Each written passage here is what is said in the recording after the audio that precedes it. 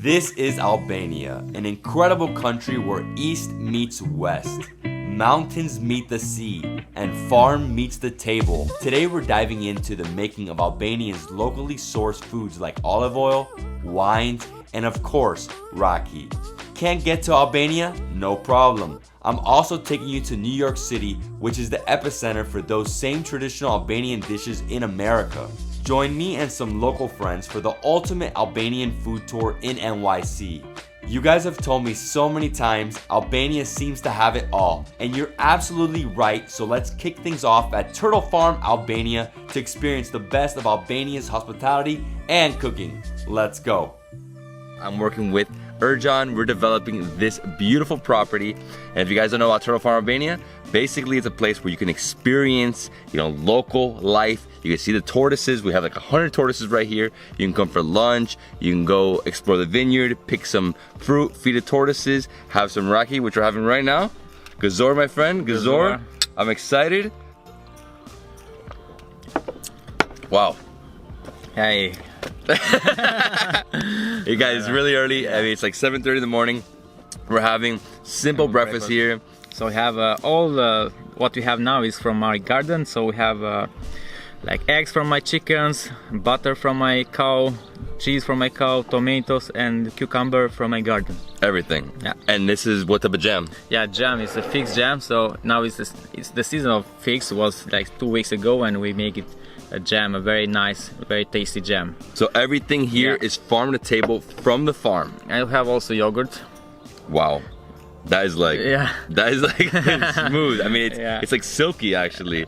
And today what we're gonna do is in the morning, we're just gonna explore the farm. We're gonna walk around, we're gonna have breakfast, and we're gonna show you guys how to make raki, Albanian raki. Right now is raki season, it's harvest, the grapes, we're getting grapes, they're fermenting them, and then they distill it, right? Exactly. Sort of the process. Yeah, we'll see all the process later with my father, so we're going to enjoy it, and we can taste the raki directly from the pipe. Oh my God, that's probably the strongest stuff ever. Yeah, that's very strong, so we shouldn't do that. All right guys, I need to eat. It is early, 7:30, and look at this view. Wow, we're looking over Tirana over there. Yeah, we feel like we are the kings of the village. I mean, look at this view. This is incredible. So we have right in front of us, we have the turtle pen. Over here we have like the terrace area where you can come, have lunch, dinner, see the sunset. We have a few different tables over here. We have also this table, which is the bigger table. You can expand it, for bigger parties. So if you want to come to Turtle Farm Albania, obviously just like give us a call, DM us, get in touch with us. And yeah, man, I'm excited, man. Yeah. So happy to start this wonderful project. Whoa. That cheese is insane. That's we call it cheese of Napa. Cheese of Napa. Yeah. And you mix that with tomato. And the butter also made here.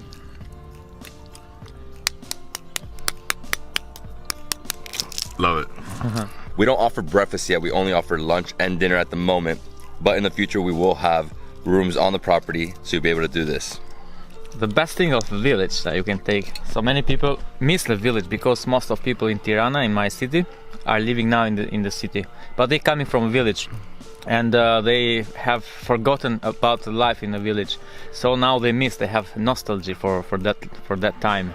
So they can enjoy it here. Many people remind their childhood when they come here.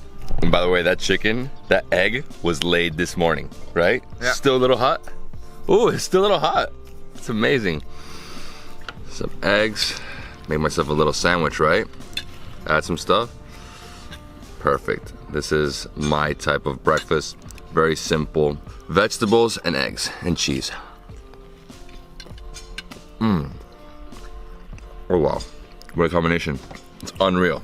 So this Napa cheese is like a super soft cheese, but they also put a little bit of pepper on top, right? Butter, yogurt, the textures and the softness. I'm forgetting the jam here.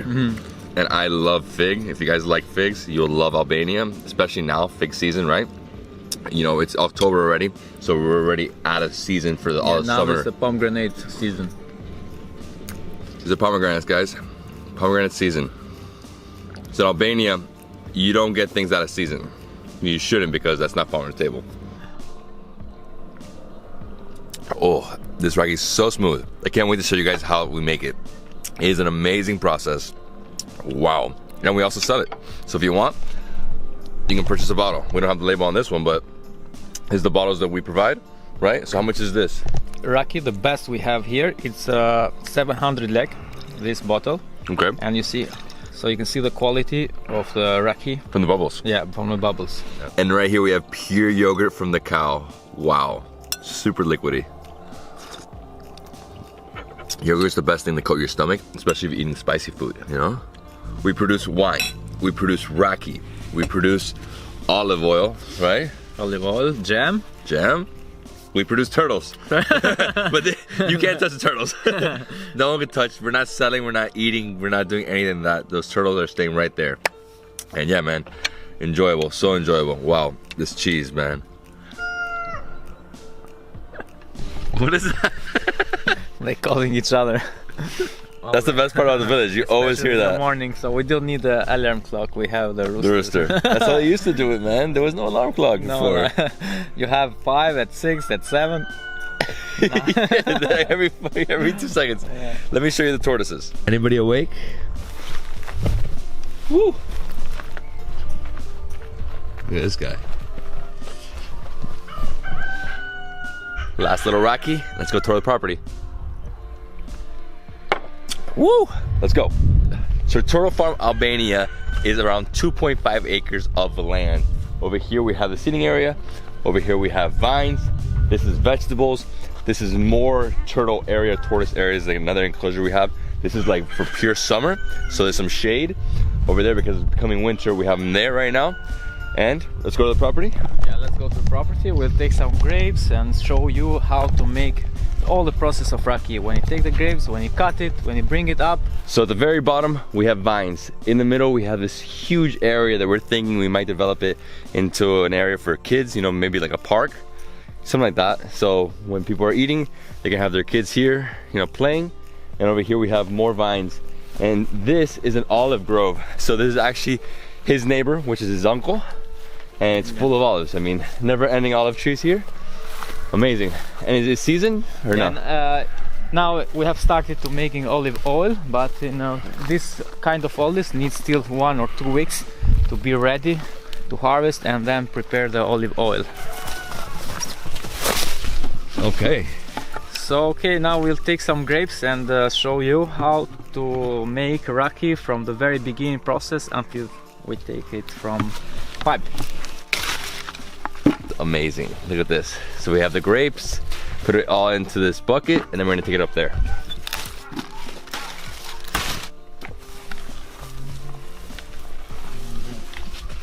Yummy.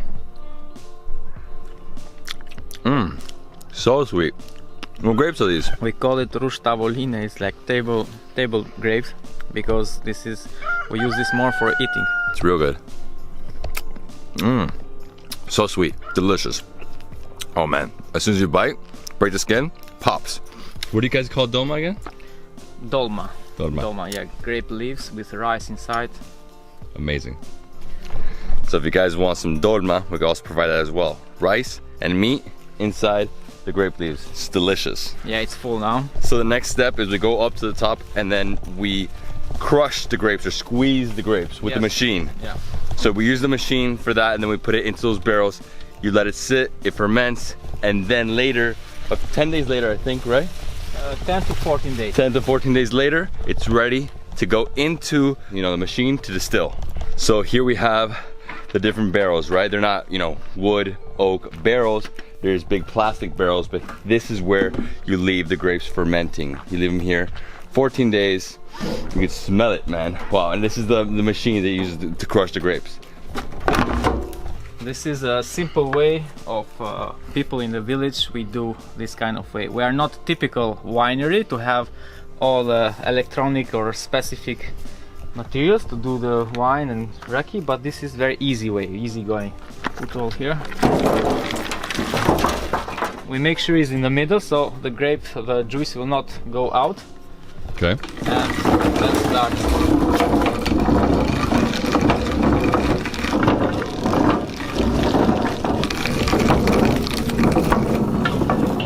done. So once that's over, you leave this here. Usually it's full to the top like these are, and you can see it. You can see the fermentation. I mean, it's like bubbling, you know, it's like cooking in there. Yeah. You can hear it. So I'm filling this with the juice of grapes, and then we'll measure the level of fermentation. I'm not sure how is it called. And when it comes to 0, means it's ready to boil and to make raki. So from here you see the level. So it is in 0. Like is one side is degree of the alcohol, like how much percentage of alcohol. Now it's like 20 degree. Okay. And then it's the fermentation level. Yeah, it be at 0. Like if we measure this, it is around 8 or 10, and 0 means it's ready for. So basically, this container, this barrel is ready. It's ready to. It's ready for raki. For raki. Then for the raki we have like place for 120 liters of juice. So she's cooling off the water here because this is much important to be as cool as enough. So because the steam warm it a lot. Besides this, it's very hot. Woo! So that contains, you can put 120 liters in there, right? Into that. Yeah, 120 liters, and we can make with 120 liters of kilograms of grapes, liters of juice, we make 30 liters of raki. So next is we have to clean because we cover it to not get the air inside. You seal the pipes. Yeah. Okay, I didn't know that. So you seal it and now you have to cut it off. Every time you fill it up, you have to cut it up. Yeah, we have to do it every time, and now we take it out. We have to take some fire out because inside it is like boiling too much.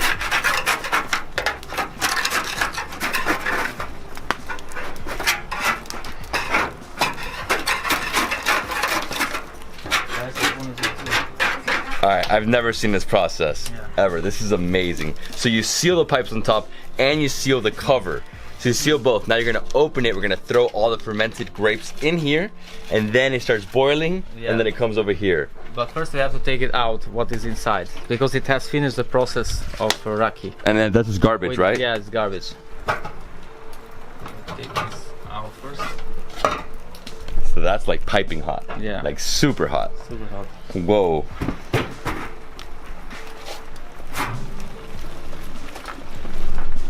So the way you know it's done is that the percentage of alcohol just gets less and less and less. At the very end, all you're getting is water. Water, yeah. That's it. And this is it, right? So here we have boiling grapes. So that's just water at this point. Nothing else. So we're gonna take everything out and throw it away. The alcohol is out also. Now this we throw it away and we fill it with the new grapes. We put the juice out in the canal so it goes all the way down, but the grapes stay still there so we can throw it in the rubbish place.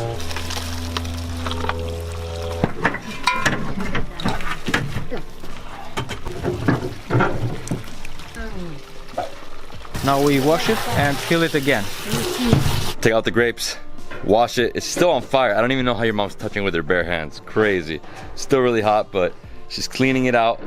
Now they're gonna put it back, and then we're gonna fill up with the new grapes. His mom's strong. Strong woman. 120, 111 liters of this grape juice to fill it.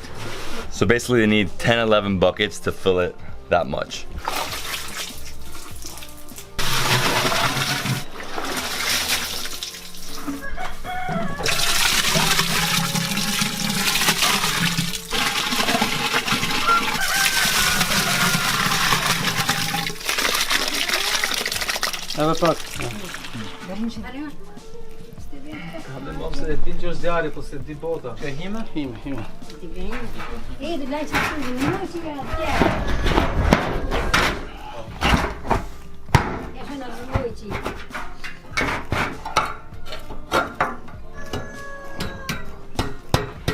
This can be eaten by the cow, but we use this to block the air. So what they use to seal it is basically food for the cows. Yeah. It's used as a natural cement, right?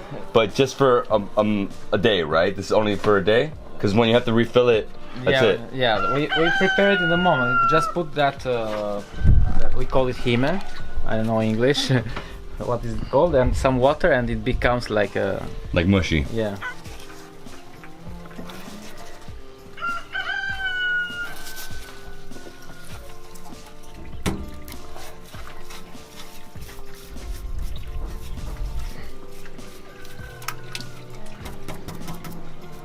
So next step is we fill this with cold water.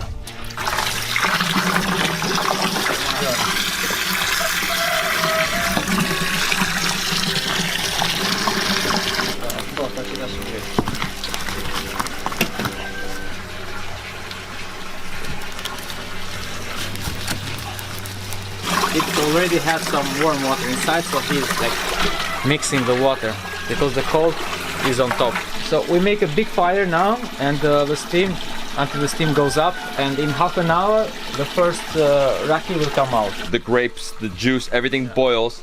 The steam is what goes through the pipe, goes through into super cold water, and then through that raki is made. So now we can open this so they can go around. These guys are so little. Look at this little guy. So this is the shebo, the one that a girl bring it here, not donate, but will take care of her tortoise. Her name is Gilda, so I put an X so to remember her name, because she comes here like every week, and we take care like during the day. Again, so Here we have another little guy. Your babies, huh? Yeah, my babies. So I have a big family. And next year my family is going to be like around 500, 600. These tortoises have been making love, procreating for a long time, non-stop. Every single day, they're just like all over each other. So we're gonna find some eggs here and there. And once there's eggs, I think it's 100 days later, you have babies. And you see the difference, this like one of the biggest. Wow. Hello. They feel when you touch. Yeah. Yeah, they feel a lot. Like if I touch this, you see her head is out. We don't encourage you guys to touch the animals. That's not what we do here. So, but if you do touch them, wash your hands right after. So David, after saw all the process of how to make raki, now it's time to try it. Gazor. Gazor. Alright guys, so the key with raki is to have 0 sugar.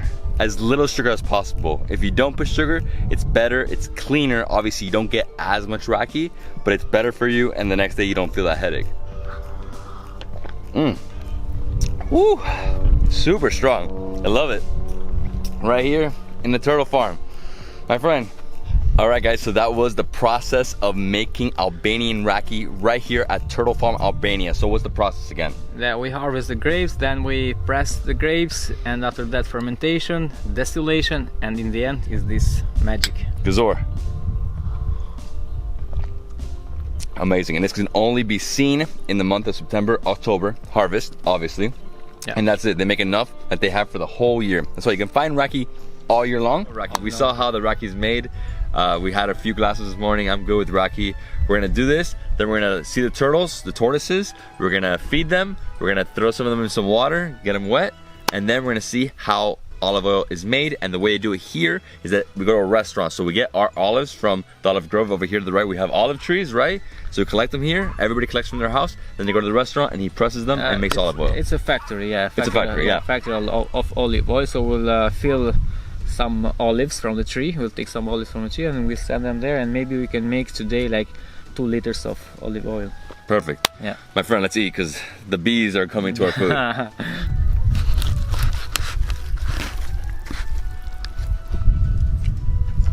So because you are in the nature, many bees come around our food, and I have found a very good and smart way to burn the coffee and the pollution of coffee.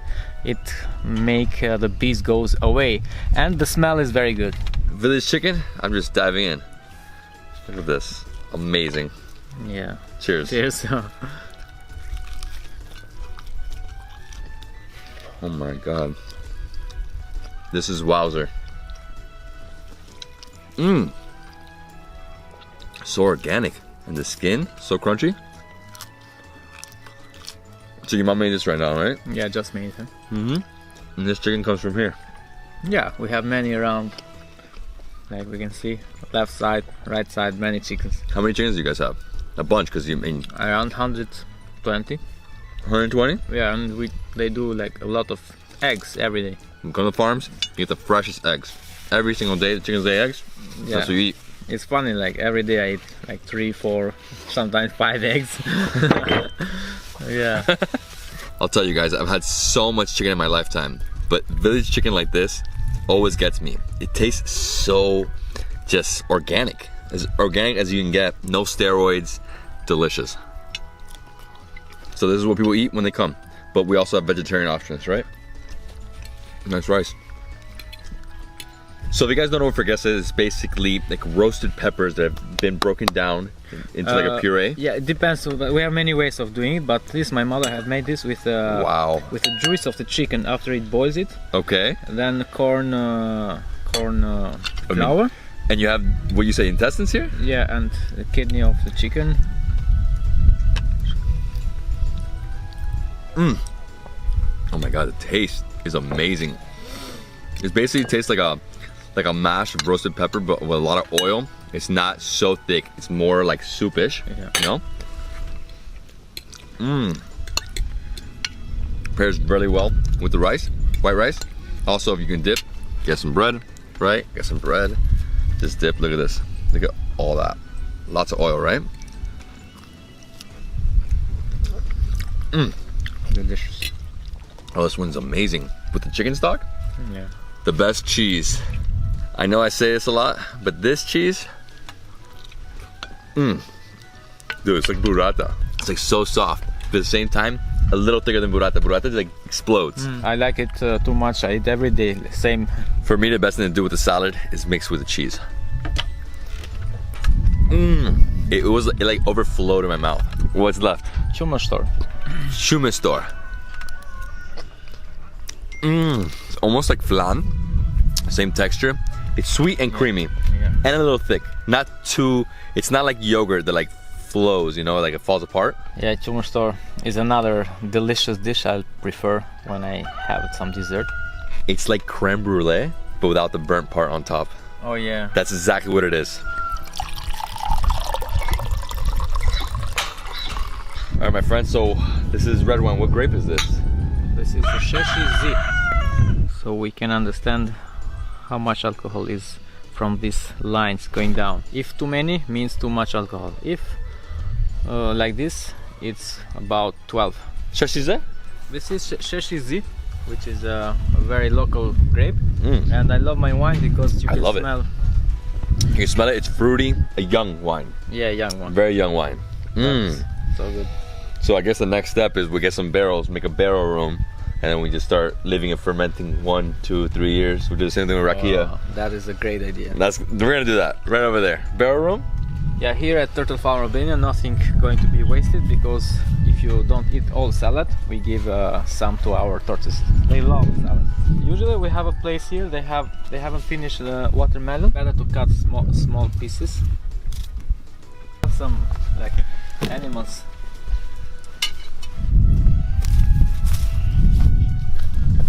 And here we're gonna eat some watermelon. So we're gonna feed them a little more. Watermelon that is still here. And the watermelon is over there. So we take some melon and some watermelon. Okay.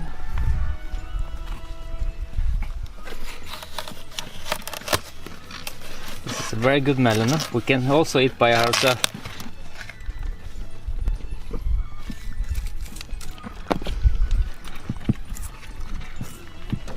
No, this one is harassing the female. He's like biting her feet and he's trying to crawl up behind her. And look, you see his tail? He's getting ready.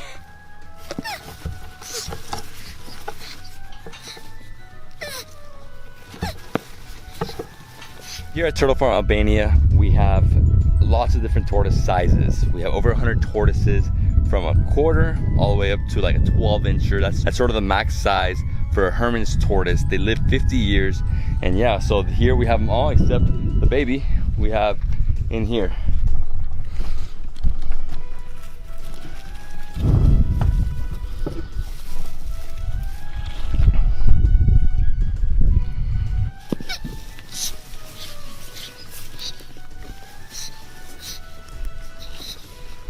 so let's go see how they make Albanian olive oil. We're gonna go over here to pick some olives, and then from there, we're gonna drive 2 minutes and make the olive oil. I can't wait. I'm excited. There's so many things that I haven't seen before. Like I've never seen the rakia making. I haven't seen the olive oil. I saw the honey last time. Amazing experience. All right, you're picking them right there? Almost filling up this. So we'll do around 2 liters of olive oil with this. I think is enough. So now we go to the factory for olive oil, which is 100 meters from here. Do some olive and come back. That's it, 100 meters? Yeah. We're just crossing in the middle of the village, where is the center, where all the villages around Daias, they're gathering in the same place in our center.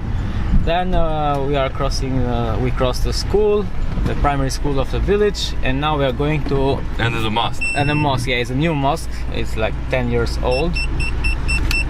And now we are going to the oil factory. Come stai? Tutto a posto? Parli italiano? Sì. Sì? Ah sì, ma inglese? Oh, solo italiano. Ok, va bene, se parla italiano posso venire qua e parlare con lui. You know, if not, you speak in English, somebody will bring you, right? Alright, so here we are. Alright, so they also have a restaurant up there as well. And right here we have the production facility for the olive oil. So we have enough olive for 1 liter of olive oil. So we can, we'll put the olives here.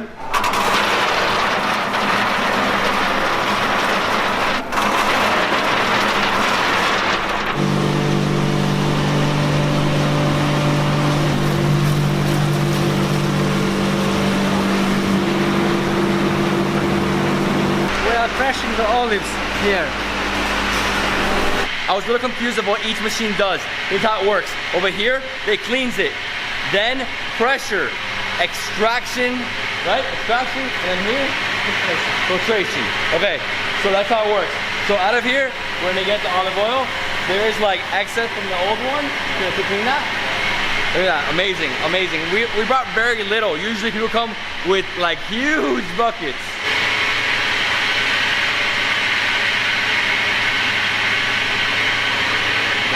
I'm gonna try it. I'm gonna try a little bit. I got it.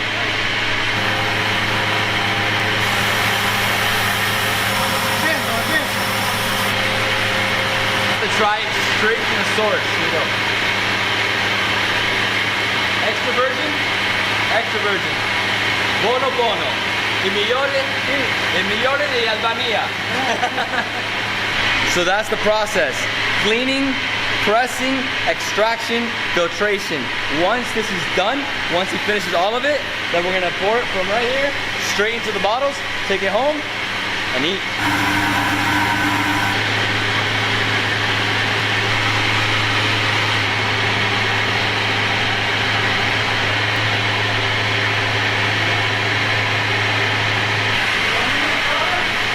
Alright, so we saw the entire process how to make Albanian olive oil right here in Daias village, Turtle Farm, Albania. We're gonna go up to the restaurant, we're gonna get some bread, and we're gonna try delicious olive oil. I tried it, it was so good, delicious. Dude, from your farm. We got the bread? Yeah. It's a homemade bread. It's and we need some salt. So now we try our specialty. Oh my gosh, looks so good. It actually looks like very thick and green. Put some salt with some bread.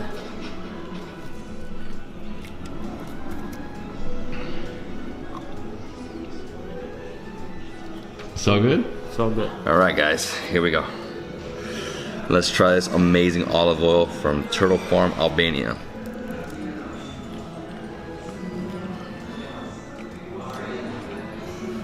The salt, the best. Wow. So organic. This is delicious. Actually, it has a lot of flavor. I'm gonna have basically my second lunch right now. Just all bread and olive oil. This is incredible. How much olives do you guys have? How much can you make per year? Oh, maybe 5,000 liters. 5,000 liters? And this is how much? Sorry, 500 liters. This is half a liter. Half a liter? Yeah, 500 liters means 1,000 bottles. 1,000 bottles. But basically, we can also buy from the village. Yeah. That's the best part about starting something that we're starting, is that you help the locals. They have it. They're selling it. You buy from them. You help them. So healthy. It's amazing. Like, I love it. And this bread is great too. Nice, fluffy, airy. Wow. Like that, dive in. This bread is fantastic. The oil is local.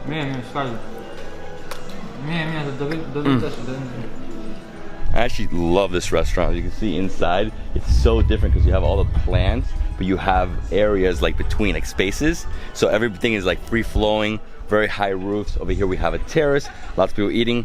Over here we have a kids area. You can come here, you can literally sit, have your coffee, have your rakia while your kids play. Yeah. Super safe on a deck. Thank you, Fermentation. It's our olive, so our stamp. We took the back road to go back to our farm, turtle farm, and now we have like 2 minutes away. If you come to Turtle Farm, Albania, in season of olives, you can do this experience. So we have our olive oil, 5 kilograms of olives, and now we put our stamp. And that is how you make Albanian olive oil. I mean, basically the same thing everywhere, but the olives are straight from the farm. Right from here, right behind us, are the olive groves, right? And yeah, so that's sort of how you can do this experience. Come here, have lunch, see the tortoises, feed them, you can bathe them as well, and then you can go and make some olive oil. So you can pick them. And when is season? Season is right now? Yeah, it's right now. In 1 week we start harvest all the olives. Now you know, when you come to Albania, come to Turtle Farm, Albania, have some olive oil, some wine, some raki. True experience. Very, very real experience. Real experience. This is nuts! You did it, you did it! Yeah!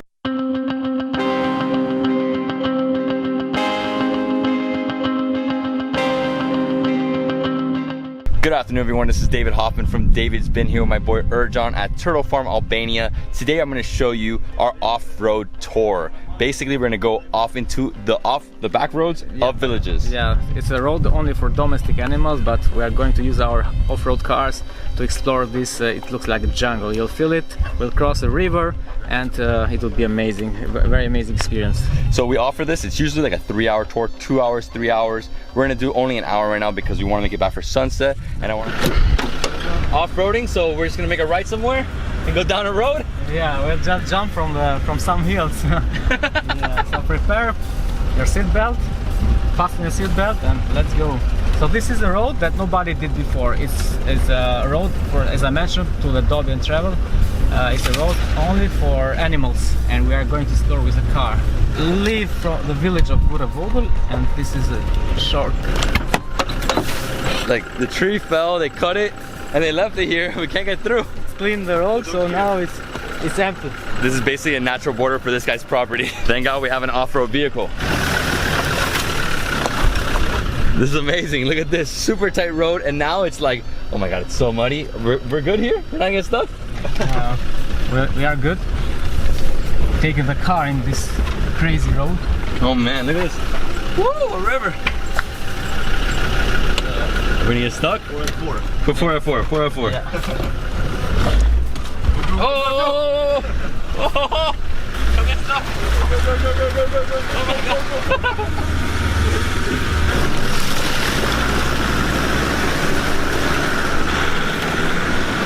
Woo! Woo! So now we are taking this, like, looks like a jungle, this road, so you carefully, some trees can come inside. Oh my God! Dude, that was crazy. It was like slip and slide. Like a butter. Oh my God. Oh, no, the sun. This is nuts. I mean, we're going side to side. The car is literally like drifting everywhere.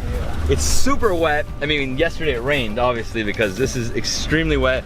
Luckily for us, there's a lot of stones, so once you get to a certain point, it takes you through. But yeah, it's super rugged road in the forest. I mean, this is for animals and people to walk. That is it. Usually cars don't come through here, but hopefully we see a tortoise crossing. Probably, yes. All right, let's do it.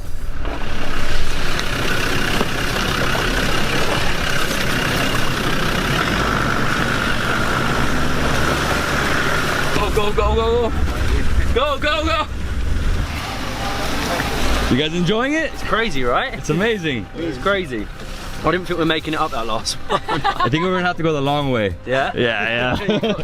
Okay, so here is another great spot. Huge empty area, beautiful space in the forest, in the back area between Tirana and the mountains. Look at that, the mountains over there. I feel a bit sick. I don't know if I should have had wine straight before, but yeah, it was good. I was worried wearing white as well. And you, did you get muddy? No, I'm fine, I got a little bit right there, a little bit. Yeah, I was a bit worried. And this is our stop. I mean, we can keep going if we want to. It's another hour, hour and a half straight. It goes in a circle. We're turning around because we really want to catch the sunset at our place. We're gonna have some drinks. We're gonna see the turtles. We're gonna have some delicious kebabs for dinner. I'm excited. I'm excited. Yeah! You think so? I believe in me and in our driver and everyone else. Are you gonna do it, bro? Let's go, let's go. All right, let's do this. Yeah, I think we'll do it. I trust. Trust the my journey. instinct. This is easy for my car and for my abilities. That was so scary. We almost didn't make it. Oh my god. You gotta go fast, bro. Fast as you can go, invest here. Oh! Oh my gosh. This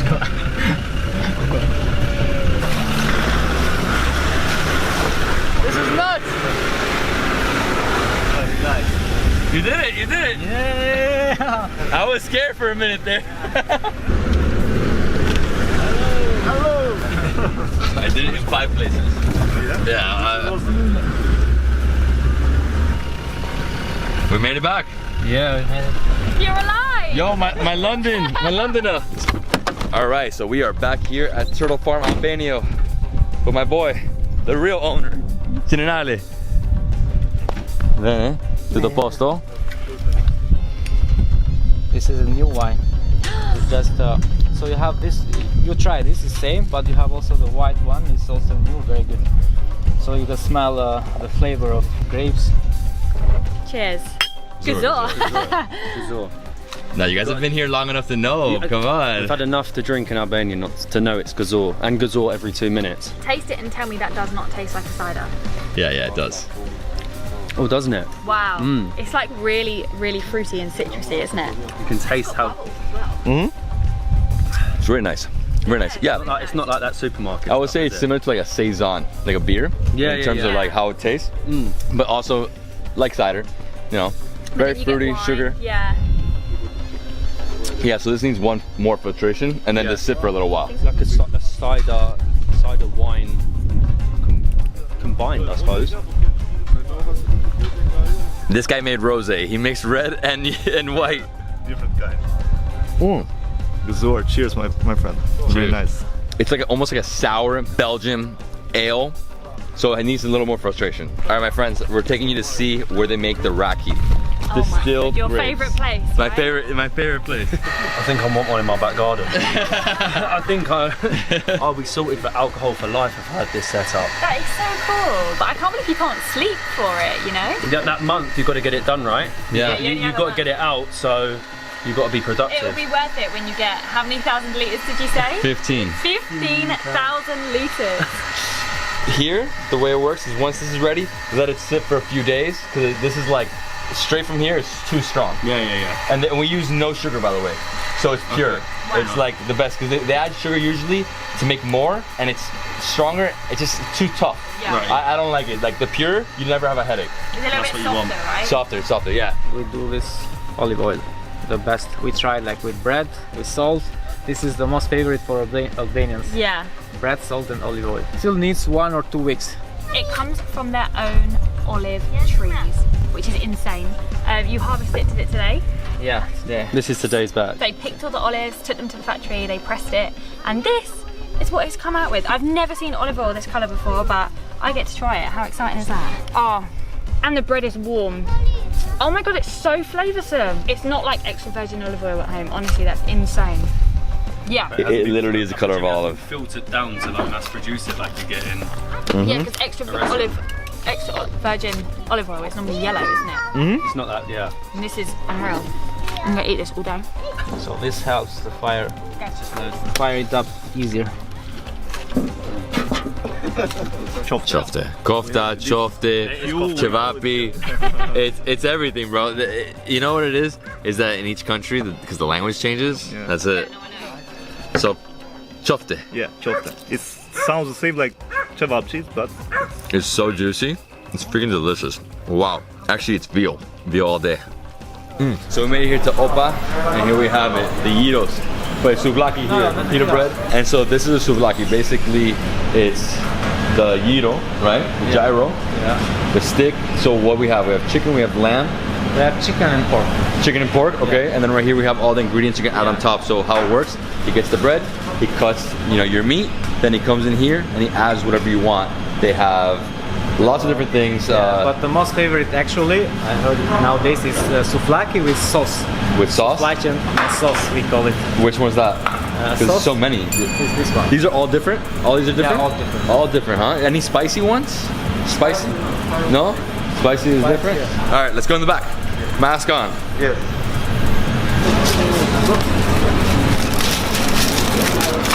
Here we have the best bread on earth. This pita bread is so delicious. Sometimes they add 2 breads to a souvlaki. Wow, the food looks phenomenal. So which is pork? This is pork? It's chicken, so these 2 are chicken. Okay, so this is a big one. Obviously, this one has been cut to the bone almost. Wow, smells amazing. Okay, I'm ready to eat.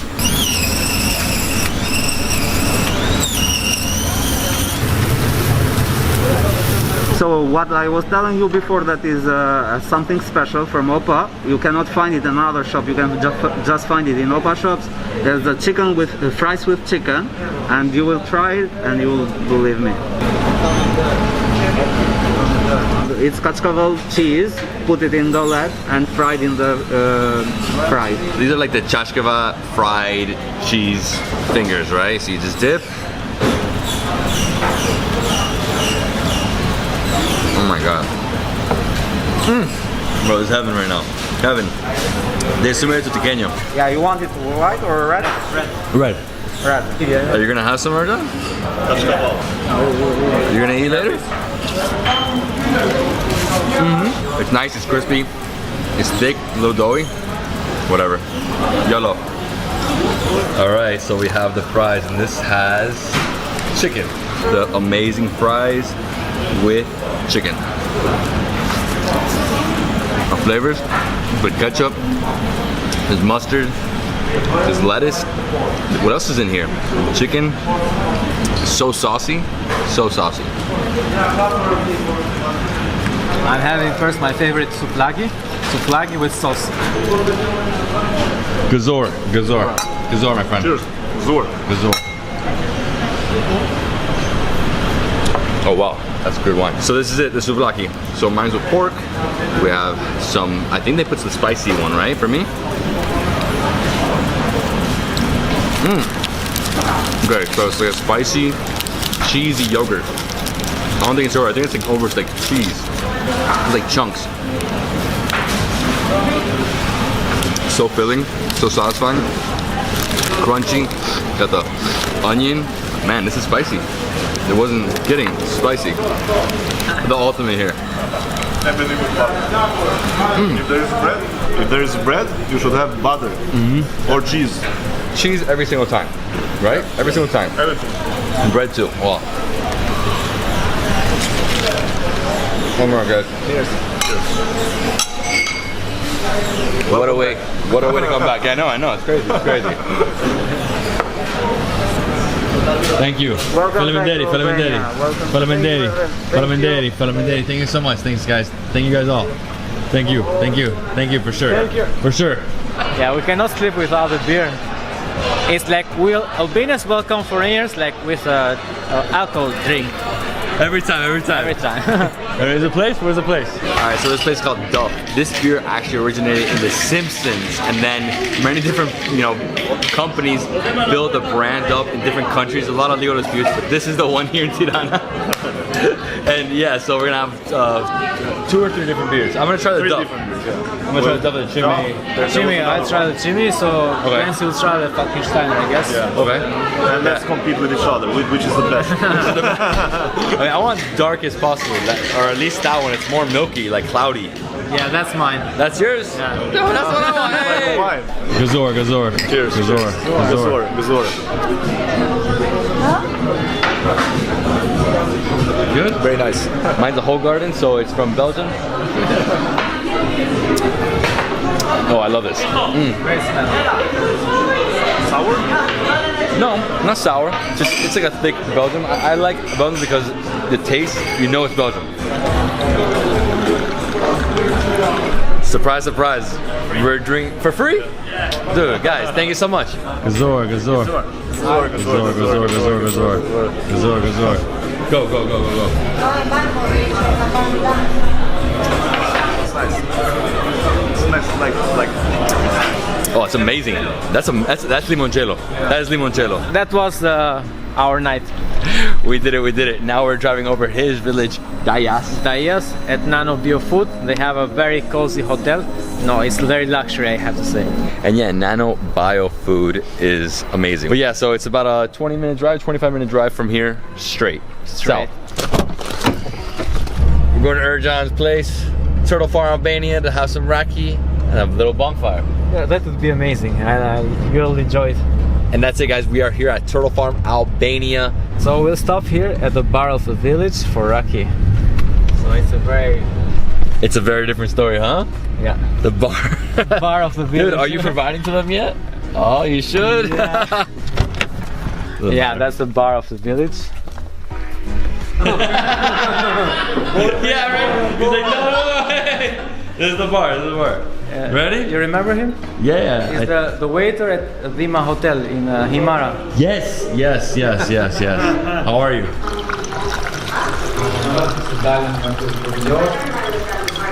Gazor, Gazor, Gazor. Gazor, Gazor. Whoa. That's potent. That's potent. You know everybody here, right? You know everybody? Mario. This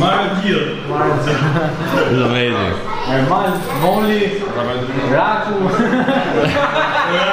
Now it's too late, but usually during the day there are many guys here. So this is a play only to have fun, play cards, only boys staying here, not a girl place. So to chill the life for the village. So I don't come here often. So basically, if you're coming through here around 9 p.m., 10 p.m., pass by, get a quick raki. How much does the raki cost? Oh, it's very cheap. It's like 50 lek. 50 lek? Yeah, it's like $1 you can get 200 milliliters. So 2 people get raki for $1. $1. $1. I mean, it's the strongest stuff I've tried, I think. Yeah. This is like the strongest thing ever. So with two of this. No, too much. This is like pure, man. This was like, whew. And this is it, Turtle Farm, Albania. Literally a 1-minute drive from there. That's it. Here we are. Whoa, whoa, whoa, whoa. So these pumpkins, I got it today. And so the Halloween will be soon, so we can celebrate here together. So this is the farm. I mean, you can't really see it right now. We can't even see it. It's pure darkness. He's gonna try to turn on some lights so we can see it. But no matter what, tomorrow we see it all day long. So. Yeah. Oh, this is we call it kalam, but it's like bamboo for Asia. This is for. Okay, nice. Yeah. So from here, you have this area. You walk through. More seating. If anyone wants to sit down, over there we have some more pumpkins. Here we go. Crossing through. More pumpkins. It's all downhill, guys. This is on a slant. I love it, man. And the turtles are in here. Let me see. Can we see them? Yeah. Let's see them. Okay. Oh my god. How many do we have? Easily 100 something. This is the smallest one. So just letting you guys know that it's about 50 degrees right now, so it's actually getting chilly here in Albania. You know, it's entering winter, and during the winter months, November, December, January, February, and into March, these tortoises basically hibernate. Yeah, the fire, the raki. Yeah, so now is the season of raki, and my father worked like 24, So he's only doing raki for 1 month long, you know. Like he doesn't sleep? Whole day. No sleep? So he sleep like half an hour just to over it. And so the grapes we have already harvested and we have put in the fermentation, and now it's like the distillation. So it's a process that takes about 12 days, and this is the result. So we take the raki, some of them we do wine, so tomorrow we'll try red wine and white wine. So how long does this go for? Like how long does it take to fill up one of those? It's half an hour. Half an hour? Half an hour. Oh, Or 5 liters. 5 liters? Yeah, 5 liters for raki. Wow, so how many liters do you make in the harvest? 15,000. Let's try it. Yeah, let's try it. So we have here, because it's not good to drink the new one, so this is done 1 week ago. This is Turtle Farm Albania Raki. Can't wait, Gazor. Gazor. Gazor. Oh, it's way smoother than the other stuff. The other stuff was brutal. This is good. This is like really good. This is like that. We've made the best quality. Wow. Ah, some more, Fred. Some more for sure. Ba-da-ba-ba-ba. Very nice. So because we don't have like a how to measure the alcohol inside the raki, so people here in the village, and me too, we try this way. So now my father is taking the water, so after we collect like 50 liters of this water, we boil again and we can get like 5 liters of raki, because there is still some alcohol inside, but not enough to call it raki. So to understand that there is no more raki, we try in the fire. If you can see, there is not much fire, just a little small one. But we'll try with a real raki. Oh my god, that's huge. Oh, that's too much. Yeah, no, that's too much. To understand how strong is the raki, let's try here. Oh my gosh. It's 40 to 50 degrees.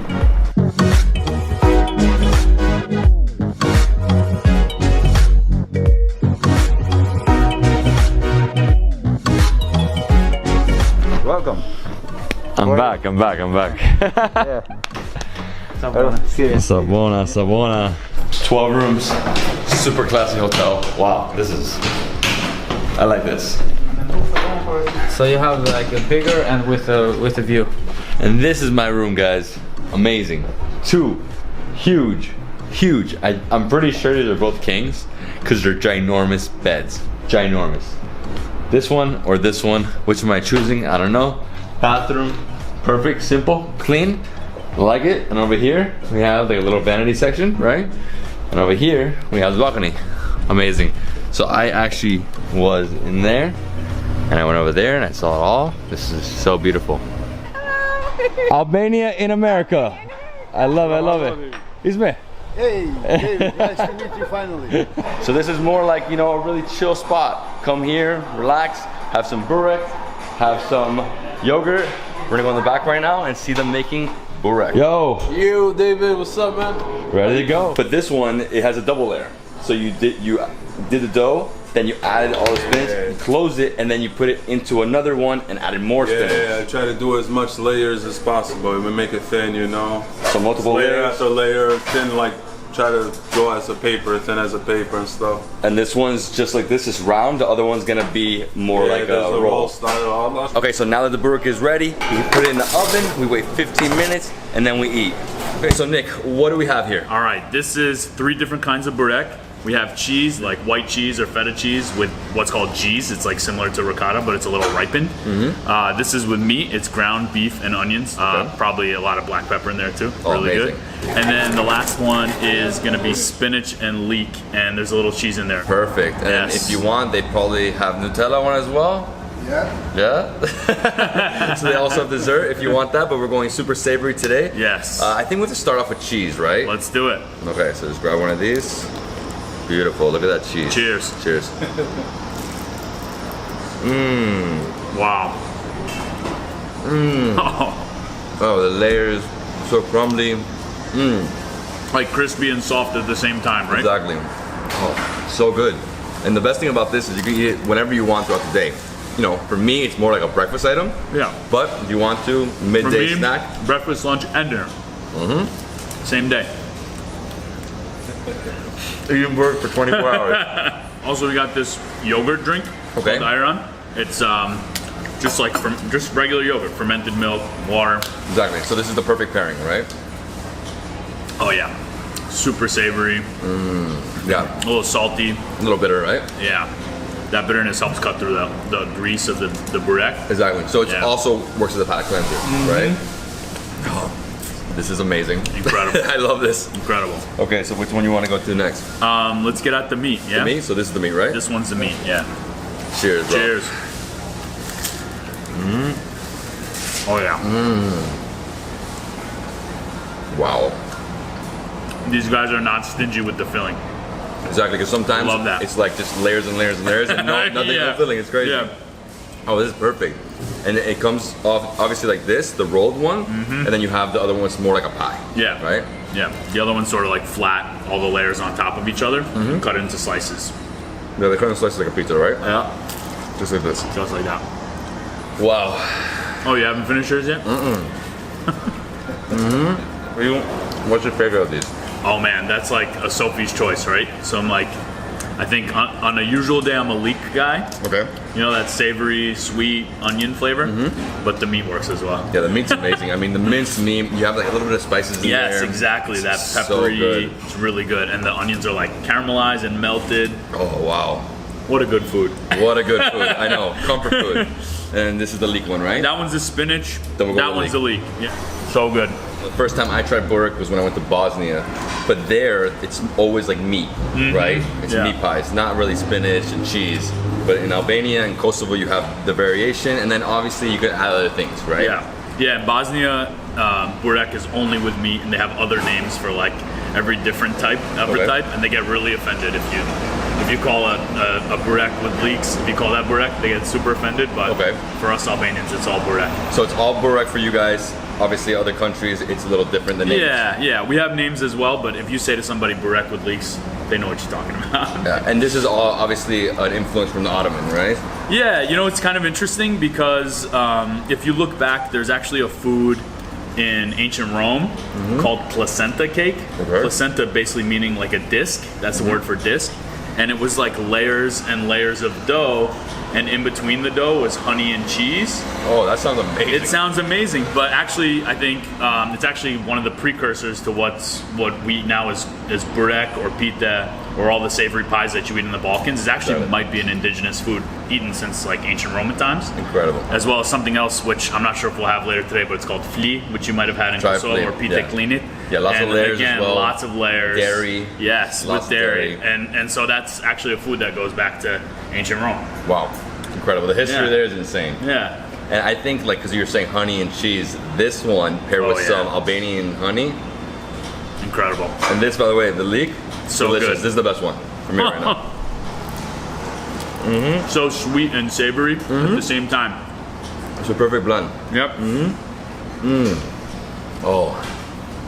So obviously, if you're a vegan, you have a few different options. If you want some meat, the meat. Definitely. Definitely. So I'd rank it like right now the leek, then meat, then cheese. Wow, check you out. It's interesting because I think you find a lot of people cheese is their go-to. Their go-to. They're like, oh, cheese is my thing, but I'm with you. I'm like, I go for the savory, I go for the leek, I go for the meat for sure. Yeah. Before we go to the next place, just gotta say this is an amazing cheese burek, feta and ricotta mix. I haven't had this before.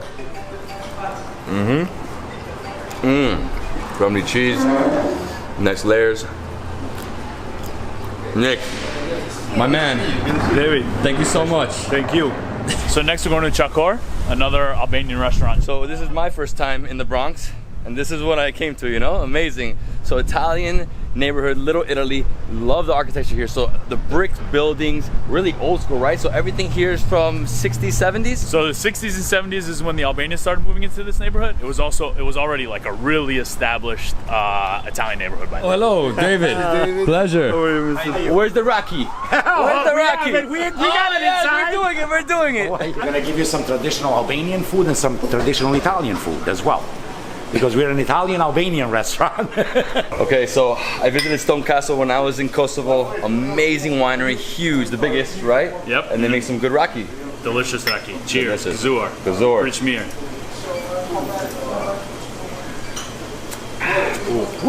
So if you guys don't know, they drink this in the morning, usually the older men, to get the blood flowing. Oh yeah, and they say it kills the microbes, right? Kills the My microbes. great-grandfather used to have a shot first thing in the morning, even before his coffee. Wow.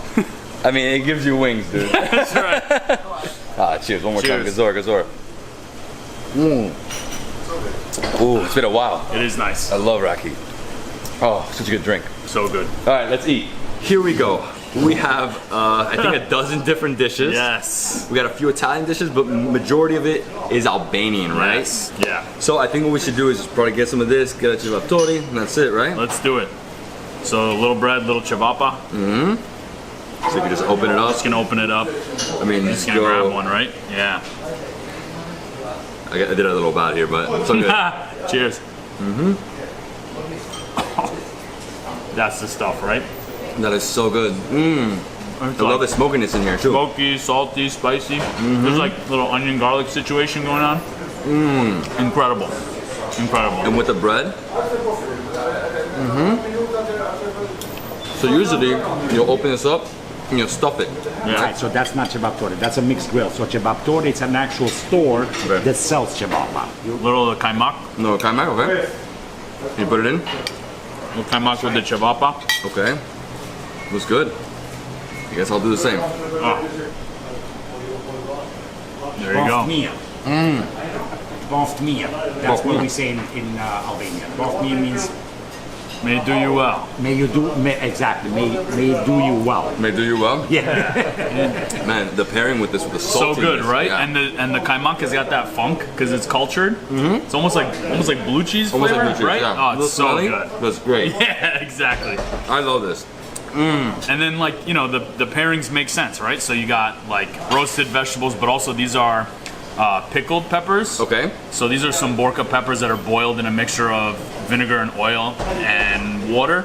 And that acid sort of like cuts through, right? Because we got the meat, we got the dairy, and then you get the acid from the pickles. How about some of this goulash? This is veal goulash. Oh, wow. So if you guys don't know, goulash is basically like either veal or beef, like a stew, right? Yep. You know, I'm Hungarian. It's a big thing in Hungary, but they also have it throughout the Balkans. It is amazing. It's a really hearty, you know, meal. This is for the winter months. Yes. So I'll move the bread because we have never-ending bread here. And some potatoes. Some potatoes. Okay, so goulash. Goulash, right? So you're gonna do it with bread sure. or just like that? And this is veal, right? This is veal. All right. Oh. That is comfort food. Dude, it's so tender. Literally So just melts in tender. your mouth. I love the gravy here. Yeah. Nice and light. It's very nice. light. It's not greasy, it's not fatty. No, at all. So this is perfect for good. winter. Just this, some nice raki. Yeah. Oh, phenomenal dish. My favorite dishes in this place. Is it? Yeah. Besides the baby lamb. I think we have to just jump on this. Like, Yeah. I'm gonna grab a piece. We celebrate St. Nicholas Day. And my grandfather would have a lamb hanging in the garage for a few days until the big feast. And he would roast this in the backyard. It's called Verlik.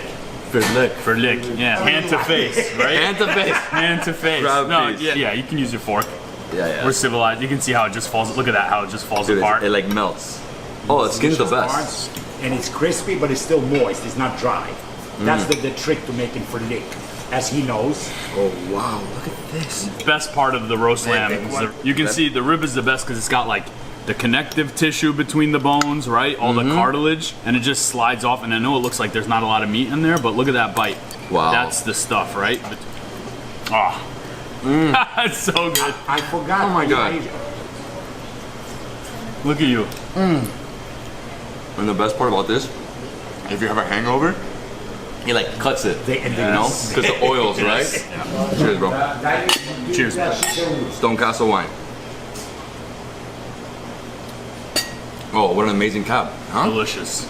Oh, so good. If you guys don't know about the wines, Albania, Kosovo, they are incredible. So many good wines. I personally like the reds, but the whites are like, you know, outstanding as well. And then obviously you pair that all with raki, and you enjoy life. Yes, you do. Basically, as we that's are it. now. Oh my gosh, my friends, this is too much. You overdid it. This guy's like, you have to try every dish in the house. No, I'm joking. It's not the whole menu. Dip, bro, dip. Classic. Oh, I love white beans. Again, another light dish. Super comforting. In the winter months, perfect. And I can't wait to be in Kosovo, Albania, in a really cold day, you know, in January. Have this, pair it with some raki, walk around, enjoy life. Yep. Dude, that's what it's about over there. The beans, you know, these beans are like clearly like a sustenance food, right? Like something that people had to eat out of necessity, but turned it into something amazing. Like so delicious, so flavorful, so comforting. And it's like, for me, beans are like soup from a stone, right? You get these dried little beans and you make a delicious meal out of it. It's incredible. I love beans. I can have this with salad, you know, the big white beans. I love them. They're so good. This guy's like pulling out every single wine. I got the Chardonnay from Stone Castle. Too many dishes. We're skipping a few of them. We're jumping straight to dessert. We have here baklava, obviously a staple in the Balkans. And then this is? This is called shecherpare, and that means like sugar coins or sugar money. So it's basically a sugar cookie. It's a sugar cookie. It's like a biscuit. It's kind of like a kind of shortbready kind of biscuit, and then soaked in a sugar syrup. Sugar syrup, obviously, so super, super sweet. Both of them are extremely sweet. This one has walnuts, obviously, so that is more of a staple baklava. Definitely, yeah. This is like standard but delicious baklava. Always. And this is also called in some parts hurmashica. Okay. And an Albanian shecherpare. So if you want to go American, you just throw a scoop of vanilla ice cream on top. We're not doing that today. We're going to do it You keep it Balkan, style. just soak it in sugar syrup. Cheers.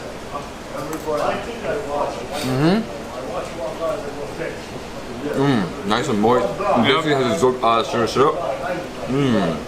And like semolina, crumbly. Really satisfying after like a really savory meal, right? Yeah, it basically just like falls apart in your mouth. Whoa, great palate cleanser as well. Excellent. And then we have the baklava. I'm personally a huge fan of the walnuts, right? Nice and flaky.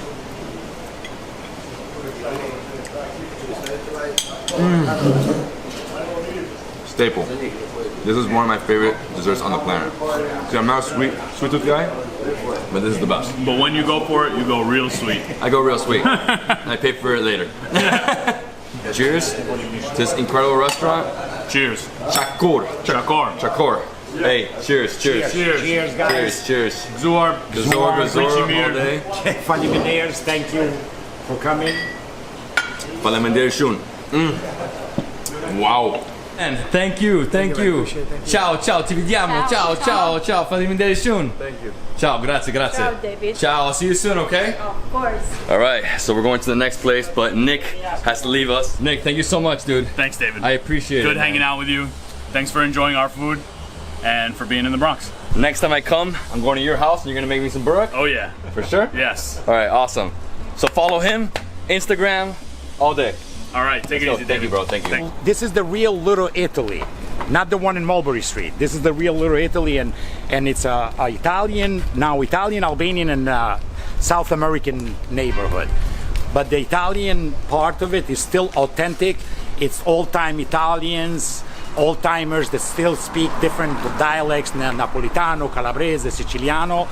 Albanians started coming in here because most Albanians came to the United States through Italy, and because they spoke Italian, they came and started doing jobs here in the restaurant business, becoming supers for the Italian landlords, and hence we became one neighborhood.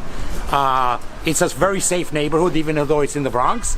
People really take good care of each other, and if you want the best Italian and Albanian food in New York, it's right here. Guys, thank you so much. Thank you so much. I'll see you next time. My man, how you doing? Thanks. David. Thanks for coming. Hello. How you guys doing? Good to have you here. Thank you. Pleasure. I love this restaurant. So it's like a traditional home, right? Yes, it is. Awesome. So you have all the different things you use for gardening, for cooking over here. These are all artifacts collected from mostly more from 19th century and traditional clothing from back 19th centuries, or introduce our culture and tradition to Americans and others. So it's like a museum and also like a restaurant and museum, which you get to see it. It definitely feels like you're stepping back into Albania, Kosovo. I mean, just the traditional style setting. I love it. So it's like almost like a Albanian tavern, I feel, you know? Yes. That's what the feels, right? And what do we do here in terms of food? We do cevapa. Basically, what we did is we do cook only authentic Albanian food, show others our tradition, and bring our food and introduce it to everybody around here, which has been very greatly appreciated. It's Gazor, and it's raki made in Ravets, imported and made by a great family, Getse family back there. We are very lucky to have him in our community, and they brought it here for us. And, do you do this bottoms up? No. You can sip. We're not that old. We can still do it. We can still do it. Gazor, thank you guys.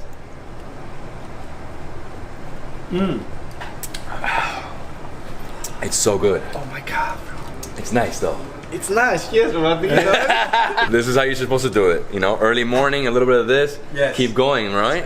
Gives you energy. So we have the appetizers. Yes. Too many. And so cheese, peppers that was made in our country, corn, flour, regular flour has been there always. And this is why our dishes are basically mainly heavy on the cheese. Yeah, so in Albania, if you guys don't know, they love their dairy, right? So cheese, milk, that is part of the cuisine. Yes. You're always gonna have that. Yes. So it's 6 different cheeses, multiple layers, and they do this, they put a layer, cheese, layer.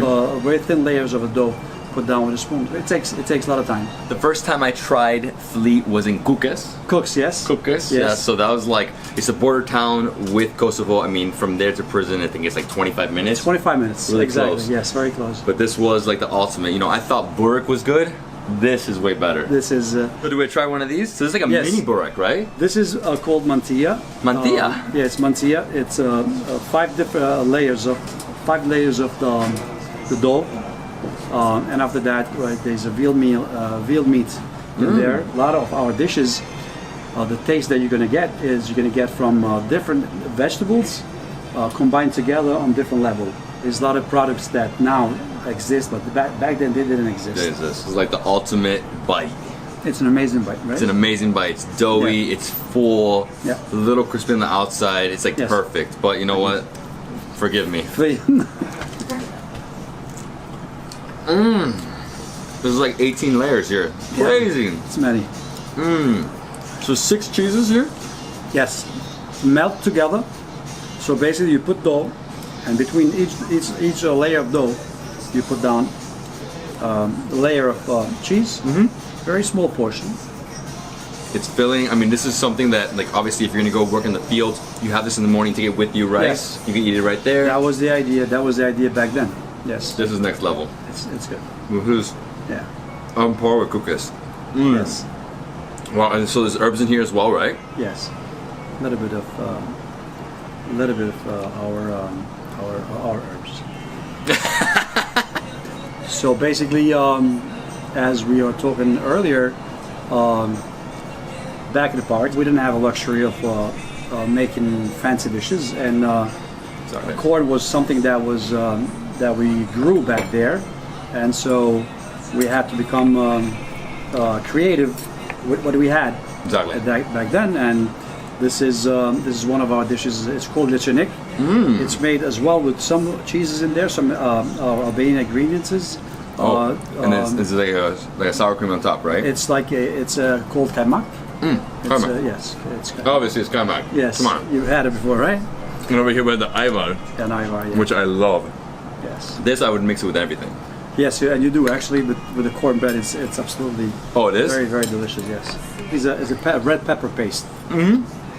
No smoky too. Yes, it is smoky. Yes, it is. So basically, what we do is we take the pepper.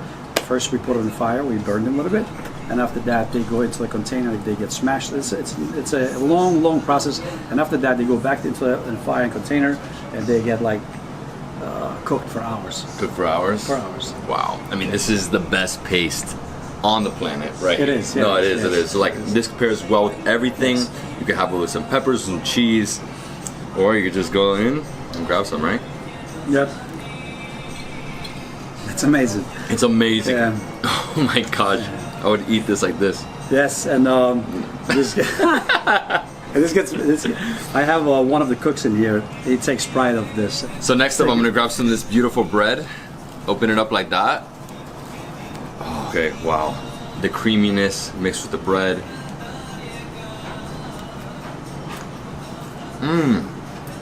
More like sour cream. Yes. Sausage. It's good. Dude, you're too much, man. Let me also get some of this right here. Yes, to try that. That's gonna give you a different taste. This is insane. This is part of the culture, right? So they always have pepper and cheese. It's one of the best combinations ever. I'm a big pepper guy. I love vegetables, and the vegetables in Albania and Kosovo, they're so fresh. Oh, we were very lucky to have a Italian market. Like literally right next door, yes, right? With an old lady here, we all call her Mama, because she's like an old lady. Very strong though. She comes in here and she's like a supervisor. A little auntie, right? Yes, and she comes in and she goes with a couple of bags into the Italian market, picks up all the fruits and everything that we could cook for that day, cleans them very, very well, puts them aside, and tells everybody what we're going to cook for that. Oh wow, so what type of pepper is this? Is it a red pepper? Spicy? No, right? No, it's not spicy, no. It's Italian, actually we call it Italian pepper. That's what it's called. Oh man, this is my jam. Creamy peppers. It's like just a great dish. Again, this all feels very comforty, right? Yes. Very homey. Again, people were very poor. They just made stuff with what they had, the land. So they had their cows, yes. They got the milk, they got the peppers, and just mixed it into a tava. Yes, and because of many, many wars that we had back there, there was not import and export most of the time at those times. And because there were no transportation except on the horses back there, you had to live with what you can make. Whatever's within the land. Yes. When I decided to make this restaurant and do what I did in here, I said I am going to stick to what they used to eat and the way they used to prepare dishes. Okay, so that was the appetizers. Now we have the entrees. They come from different parts of our country. This is what I consider the holy grail of tavas. Yes. It's creamy, it's hearty, it is the best. It is. My God, this is the best dish. The best dish of the house. Thank you. Wow. So I'm gonna just use that. Liver has that feeling. It's always the same, right? Yes. It's almost like a gamey texture, right? Yes, a little it dense. is. Yes. Whoa. You're gonna have some, or you're good? I'm gonna have some. I'm also gonna get one of these. It reminds me of the Burek. Well, it's on fire, looking hot. So imagine like a tiny Burek, right? But then you have all the creaminess around it. Good. I love you. This guy's the man. This guy is like too much. Oh, another raki? Yes. If you don't have raki with your meal, you weren't in Albania. Yes. The way we toast it, we say cheers. So gazor and then tadua. Yes, and we say the Albanian home or the restaurant belongs to the God and the guest. And this is how we love this. Hey bro, thank you so much. Thank you for that. This is too much. I really love your food. I'm gonna just I'm supposed to be eating a lot more today, so slow pace. Yes. Okay, next up we're going down to the kitchen to see how they make the Scanderbeg dish. He's our chef over here, Ardhenita. He's making Scanderbeg from scratch. You guys will see it how he makes it. These are the ingredients that we make it with. It's basically filet mignon. It's a veal filet mignon. There's a smoked meat in there. There are 3 cheeses blended together and the spices. And there's a way we roll it and we make it. It's called Scanderbeg. It's named after our greatest warrior, Scanderbeg, Judge Cassiodor Scanderbeg, are a savior of Christianism, known as a savior of Christianism back in Europe. So Scanderbeg is Judge Castrioti, right? So that is in Gruja. It's about an hour and a half north of Tirana. He basically, fended off the Ottomans for 25 years. If it wasn't for him, they would have gone into basically Western Europe and taken over. Okay, and right here we have the Scanderbeg. So basically it's veal that has been pounded. They added the smoked meat, cheese, they wrapped it, right, with the veal. Then they breaded it and fried it. That's great. It's going to be amazing, and like I said, this is a dish that we take pride of because it's named after Scanderbeg. Ooh, it's gonna be really hot, right? Oh man, this is the ultimate schnitzel. It is, yeah. Wow. I love the cheese, very gooey. Oh man, the veal is like perfect.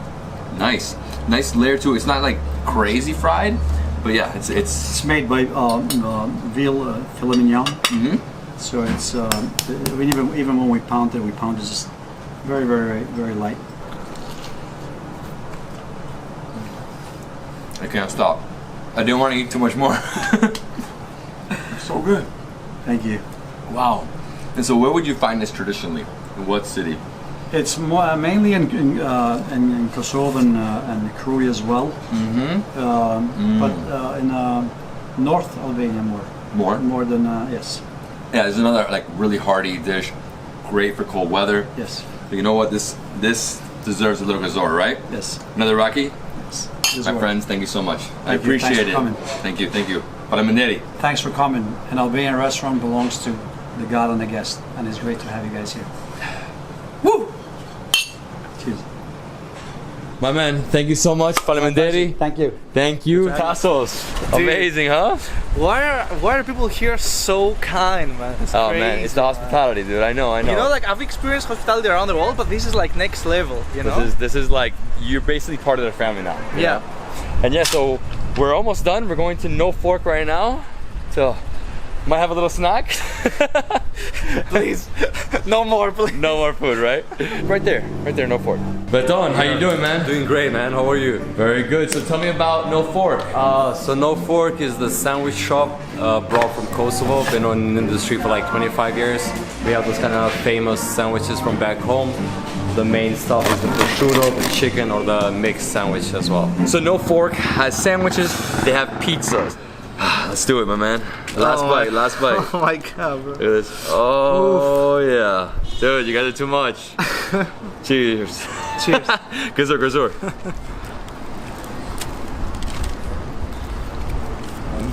Oh my god.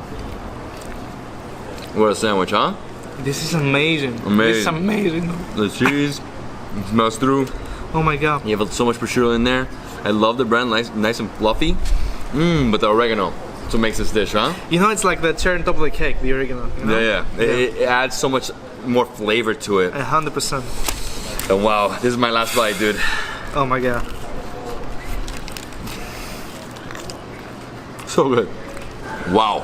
This is the Albanian corner in Little Italy, the Bronx, New York City. What an experience. We went to 4 spots. You have to go to all these places. Oh my god. I mean, we tried burek, we had cevap, we had raki, we had wine, we had tavas, and a sandwich. I mean, what an experience. If you guys are ever in New York City, definitely head out here to the Bronx and experience true Albanian culture in America. Sabona. How you guys doing? Morning. Good morning. Morning. All right. Ready to make some burek? Yeah? Gonna make the meat, burek, cheese, spinach, pumpkin, potato, everything. We also make cevap. We make goulash, pasule, soups. We make spetsam and maz. Unfortunately, no raki here. No raki. Morning. How you guys doing? Morning. All right. Hello. Hi, Morning. I bring this thing from the Kosovo, the real grill from the Jakova.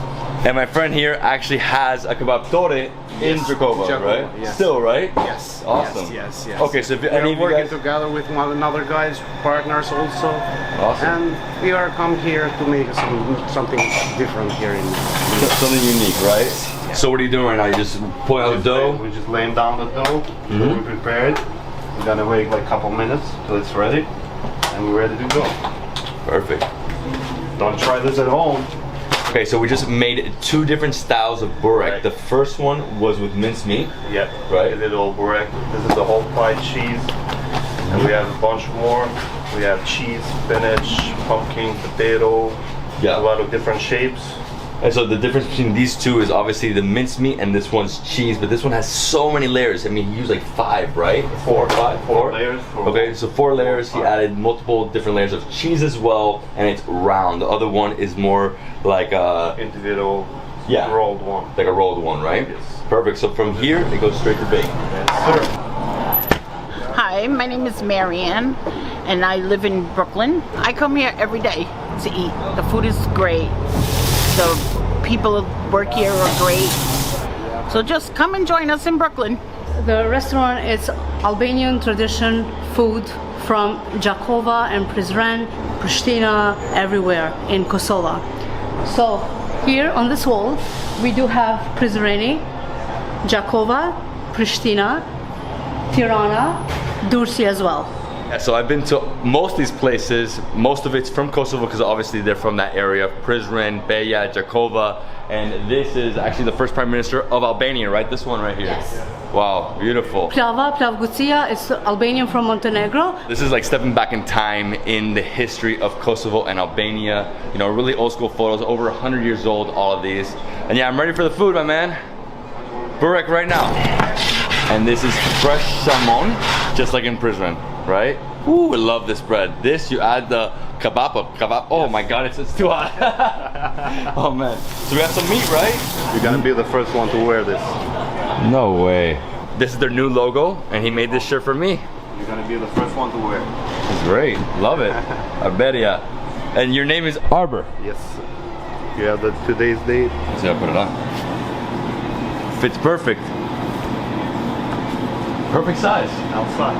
Look at that. So many things going on right now. So we have the grill with all the meat, incredible, plus the kaymak, which is like the boiled cream, right? Yes. And then over here, they just took out a huge thing of dough. I mean, massive. So he's gonna separate, weigh. So the weight of one salmon is like 240 grams. This is the dough for the bread, not for the burek, for the bread. Keep going all day, huh? All day long. What's up, man? How you doing? How are you, brother? Very good. So you love this place? Yes, of course. The food's amazing. I come here every day for lunchtime. They have a huge variety of the menu you can choose from. The burek's amazing. I always come here for lunch. And it's very convenient for me since I'm from the neighborhood. Great people. I enjoy their company. It's like family where they help me out every time. They make my food perfectly. This is insane. Look how many dishes they provided us. So we have a big mixed, grilled platter. Then we have the burek. Incredible burek. This one's with the minced meat. We also have the one with pumpkin, yes, right? Then we have goulash, flea, salad, bread, and then we have these two. These are almost like little tavas, right? Yes, tava. That one is chabapa on cheese. Okay, chabapa on cheese, which called kaymak, and also we have speza on kaymak. Speza, yeah, so that's the peppers. Peppers And cheese. Wow. Soups with a veal and also with chicken. Okay, so and our tradition salad with cabbage. Salad with cabbage, I love that. It's a nice, refreshing salad, yes, like almost like a summer salad, right? Mm-hmm. And how do we start? Well, right here, right? Start with the burek. Enjoy. Look at this beauty. Look at that. So if you guys don't know about burek, lots of layers. So it's like a meat pie. Beautiful. Nice and flaky. Mimosa's doing it, with fork and knife. I'm doing it. Well, I will do the old-fashioned way. Okay, let's do it. Burek. Yes. Delicious. Cheers. Delicious. Cheers.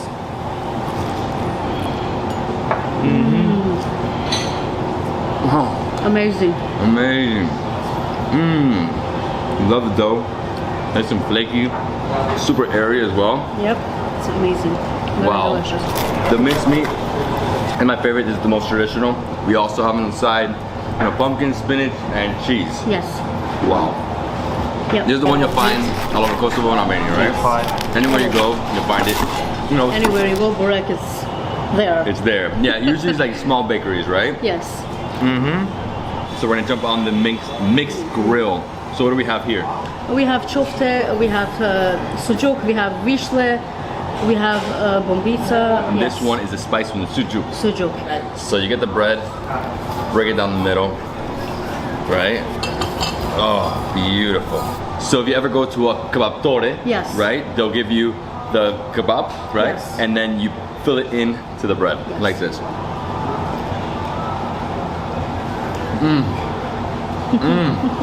The smokiness. Yeah. Very delicious. I love the peppers here. Nice, not too spicy. I'm a big chili flakes guy. I can do this like all day, right? And the bread is so fluffy. I mean, it literally just takes you back over there, right? Yes. The way they make the bread. 100%. This is amazing. Yep. If I wasn't eating all day long, I would just get this, fill up with like 4 or 5, and that's it. I'm gonna try the sujuk next. It's almost like chorizo. Yes. Oily. This is the ultimate sausage. Yes, that's traditional. And you want to get one of these? Yes, this is the vishle. The vishle. Homemade vishle. So take a bite. So unique. Yeah, it's very unique. And there's Has just minced totally meat? different taste. Yes. Whoa, so different. So it has like, you know, these spices that are just unique to the land over there, Yes. right? I'm gonna limit myself though. Gotta slow down. There's too many things to try. Way too much food, but I'm excited for this one. It's gonna be the best, man.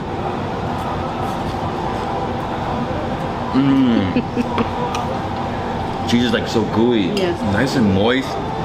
Dude, this is And they fantastic. also use a different cheese which called kachkaval. Kashkaval? Yes. Okay. So that's the main of making the chofte share delicious. Wow. Yeah, I mean it's completely different, right? So it's like it melted out, it Yeah. literally oozed out. Best thing to do is eat it right away. Right As away. soon as it comes off the grill, That's because then it. it just like melts in your Melts. mouth, right? Mm-hmm. And you can't eat the food without eating one Without of the these. peppers, nope.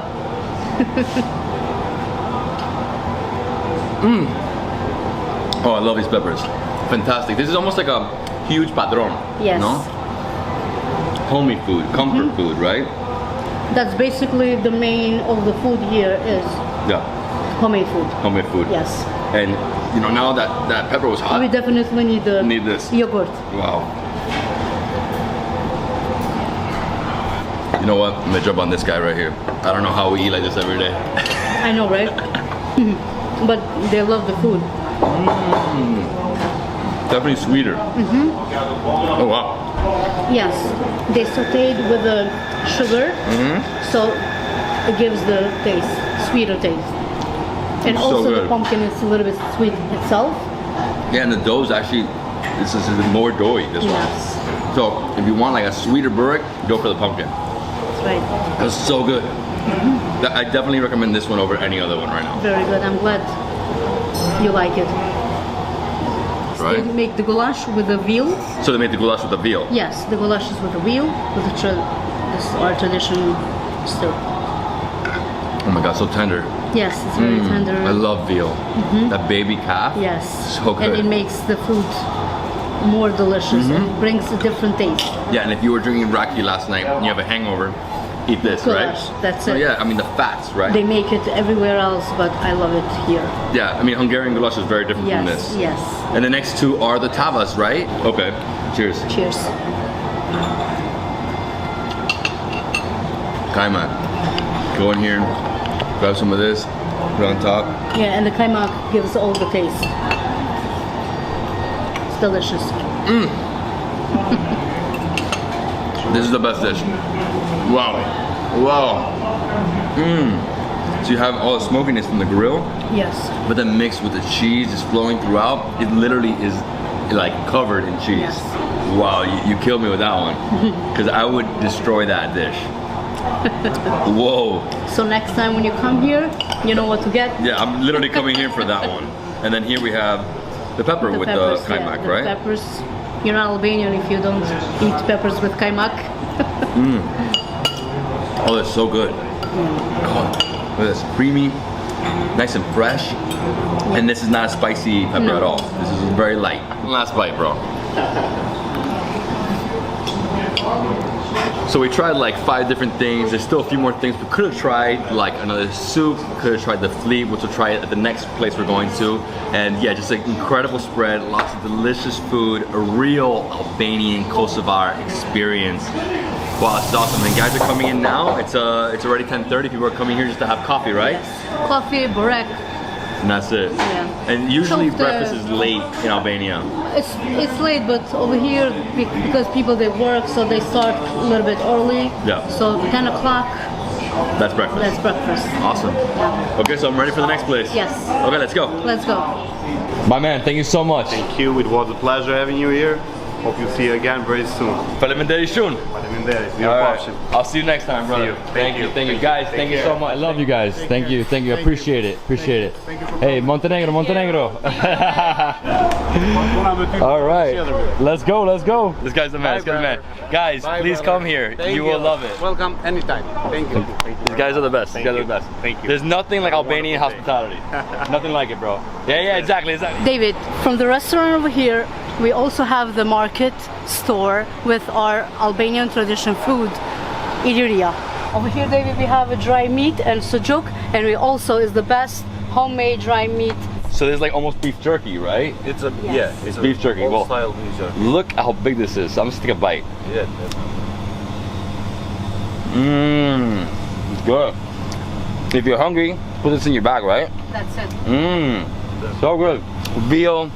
They have peppers, coffee, paprika. So it's a market full of Albanian products. So this is the goulash.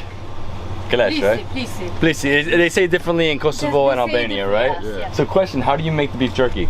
Basically, you cut it into the pieces, and then you salt it. You leave it overnight on a refrigerator for the blood to drain, and then you hang it. I have a special place in Pennsylvania where you hang it, and you put the wood fire on, and you hang it on a ceiling. So that's how it gets dry after 2-3 days. We're cutting dry meat ribs. Going in. This meat they make beans with it, so it gives a smoky flavor to the dish, and it's delicious. It's our tradition, so everybody likes it, and it's amazing. Now is the season for it, so it just came in.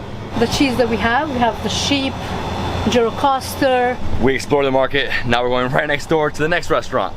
As soon as you walk into this restaurant, it feels very fancy, right? Yes. So here we are in Scanderbeg. We're going in the back to see how they make some of these beautiful dishes. Oh, what's up, guys? How you guys doing?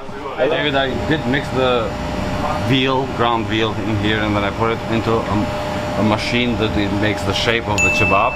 So basically, that's what we do all day in Scanderbeg. The kebab is so tender and juicy, and it's pretty much delicious. So that's what we like to do. Yeah, so this is part of the experience always, seeing how they make it, right? It's all made with love. Minced veal, they put it into the machine, it comes out in these beautiful, like almost like, you know, sausage shape, you know? Links, yeah. And it's incredible. I love eating this. It's really filling though, dude, especially with the bread, right? Yeah, it is. So he's making a pljeskavica, which is a burger, and then it goes to a homemade burger bun with the lettuce, tomatoes, and onions. And he's putting it on the grill right now. Pretty much the same ground veal that we did it earlier, but this one is filled with cheese, with kashkawal. So when it cooks, the kashkawal melts, and when you cut it, it melts in your mouth. So it's very, very delicious. David, that's where we keep the hot bread. So many things going on in this kitchen. So we just made the Albanian pizza, you know, with some sausages, pasturma, right? Plus some cheese. They're also making a few different bureks, and over here they have the grill full of meats, lots of meats. They also have some tavas over here with the cheese and the kaimak. David, this is a filet share, so you have to try it now, because then the cheese will get too hard and it's not gonna cut. So we're gonna have a bite. Whoa, it's a big bite, bro. Cheers. Cheers, cheers. Oh. Fuck, that's delicious. Nothing better than the cheese like oozing out. Oh, man, it blends so well with the minced meat. Nice and hot. You cannot wait for this dish. It has to like be eaten right away. Oh my God, kaimak and cheese.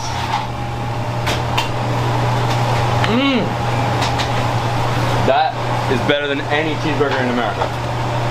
Thank you. Yes. Wow. Prosciutto, which is beef prosciutto, dry meat, and then you also have the mushrooms and the sausage, which is made from beef as well. And pretty much that's it. The fresh dough is made every morning, so that's what makes actually the pizza special, because it's the fresh dough every single morning. And you add how we do it in Albanian style. And you add the peppers on top. And then yeah, and we have peppers. Always peppers. Always has to be a little bit spicy peppers. Oh, I can't wait for this one, man. I'm gonna wait a sec. That's way too hot. You're gonna burn your gums, dude. I'll eat this right here, right now. I mean, it's still hot. It's perfect.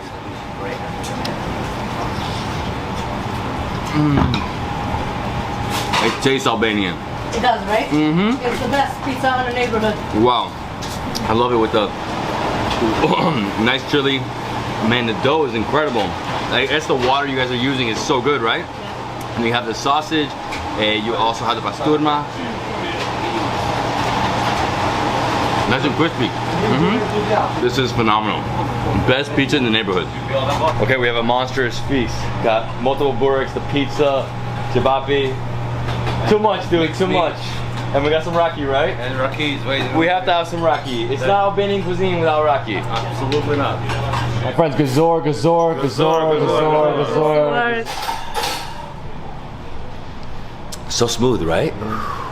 Okay, my friends, we have so many different dishes, and so this is Flija. And if you guys don't know about Flija, it's a different type of pie. So it's a lot of different layers, right? Yes. So many layers. Yeah, the flea is made with the dough and with the kaymak. Every layer has to be with the kaymak. Exactly. So it goes one by one, just like similar to crepes, but has totally different taste. I saw them do this in Kukes, so it's a border town with Kosovo, right? So it's like 20-minute drive from Prizren. Right? So there they did it outside, you know, lots of layers. It takes time, right? Yes, Dough, it does. cream, dough, cream. You have to wait for the dough to get a little hard, right? But yeah, I'm ready to go. How should we start? Just right here? All the time when I come here, I order flea. It goes with the cheese. It's amazing. Melts in your mouth. The layers. Yes. Cheese. And it cooks perfect.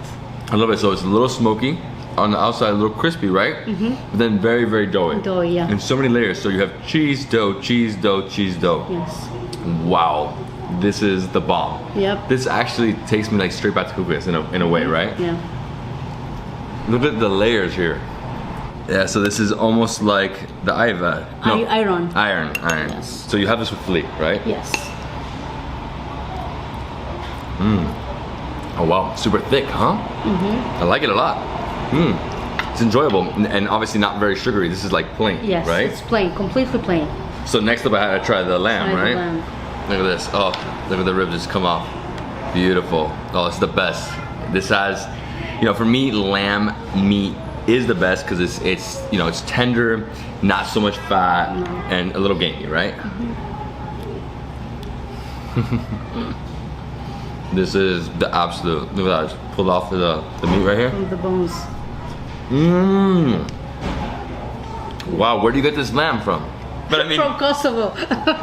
this is always amazing, but definitely recommend putting it into the bread and having it as a meal. And then over here we have the kofte, right? Yes. So it's like a minced meat burger, small version. Small. Same thing, similar to this, right? Yes. Put it into the bread and eat it just like that. So when you travel in Kosovo, not in Albania, specifically in Kosovo, you'll see kebabtores. Yes. And they're doing these two types of meats all day long with the bread. Yes. I love it. I had a bunch of Pristina and Peja, Prizren, where else? I even went to In Koba. Pristina, it's one of the famous one called Shabani. You remember the one? Yes, I remember that. So it's same thing. Wow, and then so we still have to try at least one more thing, right, over here? We're gonna try the smoked meat. Oh wow, look at those beans. This actually reminds me of a dish from Asturias, Spain, with like it's like a fava beans. Fava beans. Fava yes. beans, right? But in Kosovo we call it pasol, and in Albania is a grush with the smoky meat. It's like the perfect winter dish, right? Yes, for winter we recommend it all the time. And Yeah, super filling, right? filling. Delicious beans. So these are like almost like white beans, right? Yes, it's white beans. That's how the one that we use. Wow. Melts in your mouth. Gazor, my friend. Gazor. I have to be at another restaurant in about 2 hours, so Gazor. This is Sinchpe restaurant, and I'm from Pristina, the owner of Sinchpe. And if you're ever in Brooklyn, you can definitely come and visit us. We are on 2307 65th Street, Brooklyn. Cheers. So we had a lot of different dishes. Next up we have desserts. We have 5 desserts. Tres leches, baklava, and then these are different. Yes, over here we call like bombica with the ground cookies, and we dip it on a coconut. Bombica, meaning la bomba. La bomba. Exactly, right? And this one is tespiște. Tespiște. It's a very good one. Yeah, Okay. this is tespiște is the old tradition dessert in Kosovo. So I'm trying this one first. Yes. Yeah, this one is tespiște. No, just melts. Melts, yes. Crumbly. Very crumbly. And has totally different taste. Wow. I mean, obviously lots of sugar. Yes. Very sweet, but Sweet just but fantastic. It's If like, you throw like vanilla ice cream on top, oh, that will be perfect. And you should also try the baklava and the la bomba, like you la said. bomba. Bombica. Do I cut this guy or do I pick it up? Yeah, you pick it up just like that. It's fine. You want to take a bite? I'll cut it in half. I'll cut it in half for us. Okay, we can share. Share is caring. Sharing is caring. Here you go. Thank you. Perfect Thank cut. you. Yes. Wow, look at And that. It's like this- thick and dense, Yes. right?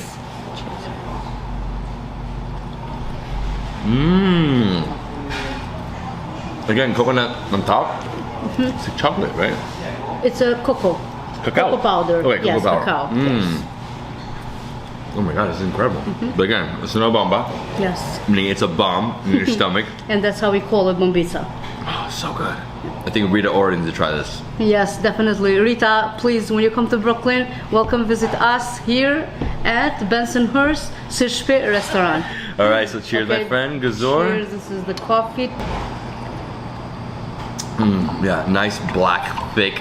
You know, I love this coffee because at the end you have, you know, that layer at the end. Yes. You flip it over, read your fortune, right? Your fortune, and hope you're lucky. Hope you're lucky. And right here we have lokum, which is basically a Turkish delight, right? Delight, I love yes. Turkish delights. When I go to Turkey, this is my favorite thing ever. Yes, it's the best. A lot of sugar, but it's fine. Yeah, especially goes with the coffee. Jens, this one's pistachio. Oh. We did it. Yep. Albanian food in Brooklyn, 65th Street, 23rd Avenue. Went to 2 spots. Yes, to Arboria and Sinshpe. And we tried everything, right? Yes, everything. Basically, do you remember all the everything. dishes? Of course, yes. Burek. Fli, baklava, chofte, chebapa, chofte shari, peppers on cheese, sausage on cheese with the kaymak. I mean, it doesn't really end. Fasul, goulash. Goulash, yeah. So It never ends. It doesn't end. I mean, No. there's easily like 12 to 15 dishes you could try each one of these, and it's really amazing because they're right next to each other. So go from Alberia, go from there, next door, see the market, and then come here, you know, have a coffee, have some desserts. You know, you don't have to come here and go all out. I suggest getting here around, you know, 10 in the morning, trying a burger over there, coming over here and having a bigger and also, meal. you can enjoy your coffee outside on the porch. It's amazing. It's amazing, and this is incredible that we're in New York City, and I feel like I'm in Albania. Yes, you feel like you're in Kosovo. Right? Yeah. Incredible. That's the best part about this We place. bring back home here. Yeah. In middle of New York, middle of Brooklyn. I love it. Well, thank you so much. You're I very really welcome. appreciate it, Gazor. And if you're ever in New York City, definitely take the, what was it, the F, right? Yeah, F train to Avenue P and straight down to Arboria and Sinshpe restaurant. Yeah, so that's what I did. I got it on the train around 7:45 in the morning. Took it all the way down. Beautiful. I mean, you won't, right when you come out of the tunnel, you start to see all of Brooklyn. Yes. Brooklyn's huge. You make it down to here, Avenue P, walk up 65th, and you're here. And yeah, so we're starting off right here at my hotel, Apollonia Hotel, boutique hotel right here on the Lungomare, right in front of the water. This is like the beginning of the boardwalk. They have 40 rooms. They have a great breakfast. They also have this terrace, right? So if you want to at night or during the day, you can just chill here, relax, see the water. And over here, come look. In the port area, there are a lot of boats that do private tours, but also tours in a group, and they go all to Carabun Island, which is in front of us. So it takes about 1 hour ride to go there. They have party on the boat, so it depends. You want a private one, relaxing, you can take a small one. If you want to chill life, to party, you can take a big one. All right, guys, let's go have some breakfast in the hotel, and then get ready for the journey. So here we are at breakfast, and it's a buffet, you know, buffet style. You can also order omelets if you want, but I'm just going simple, right? Some cheese, sausage, you got some eggs, and we have a delicious cake. This is the best. Wow. You guys, your dopios are like quadruples here. Quadruples. So yeah, this is the dining area, you can see. Buffet style. You can order some coffee, get some juice, water, and they have a few different things. They have a lot of butter, they have eggs, they have a lot of fruit, tons of fruit, huge variety of fruit here. And yeah, I mean, how was your night last night? Good? A quiet night, and the view from the window, looking over the sea, is perfect. I think we both need coffees to wake up. This is something I learned through traveling the Balkans. It's so good like this, it's the best. Balkan breakfast.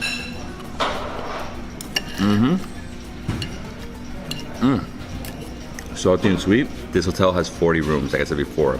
They have twins, they have queens, and they have a suite. And most of them look over the sea, which is amazing. Location is location, you know? That's the best thing about staying here, is that literally at night you can just walk around. We walked last night all the way down to Boulevard to have some dinner. It was perfect. I'm gonna enjoy this breakfast. I'll see you in a second.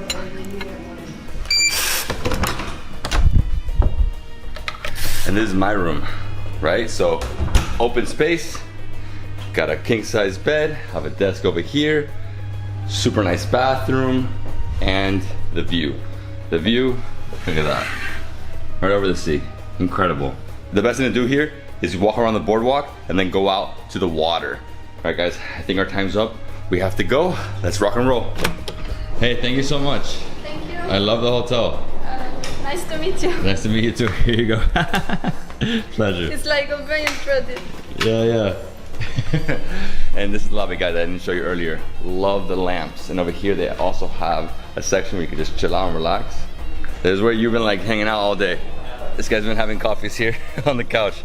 Oh, it's perfect, dude. I can relax here forever, but we have to go. Yeah, next stop Apollonia.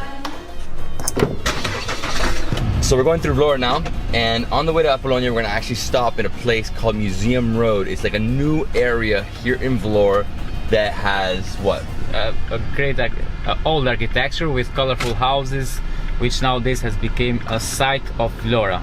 Perfect, something new, something interesting. And this is Vlore. Lots of beautiful buildings. Everybody's out walking, coffees, rakia. And more coffees and rakias everywhere. And here we are in the center. So over here we have the Independence Square. In 1912, 28 November, Ismail Cemali, he, in the balcony of a two-floor building, he declared independence in front of thousands of Albanians. So from that day we have the borders we have nowadays. Independence from everyone. From everyone? Yeah. Okay. It's right there. Great. And is the street this way? Yeah. So is it Museum Street? Yeah, this is the newest part of Vlore, as I mentioned. So here they have created the old style of Vlore. So Vlore was all like this. So they are bringing back the history, in fact. So it's much more nicer like this than the huge buildings that we've seen so far. And I'm guessing people live upstairs, and some of these are commercial spaces, but everything's closed right now. I'm guessing it's really early. It's 8:30 in the morning. It's really early, but it's not really yet ready because this is open a few months ago, and people are renovating, renting, opening some bars, so they have to know what they can do. So it's gonna be the place to come when you visit Vlore in 2021. This will be all popping. Yeah. Bars, souvenir shops, I'm sure, cafes. Beautiful. I love the colors. It feels very Italian, by the way. It's very similar style, like to some of the places in Venice. Yeah, obviously the Venetians were here, right? Burano style. That is a street.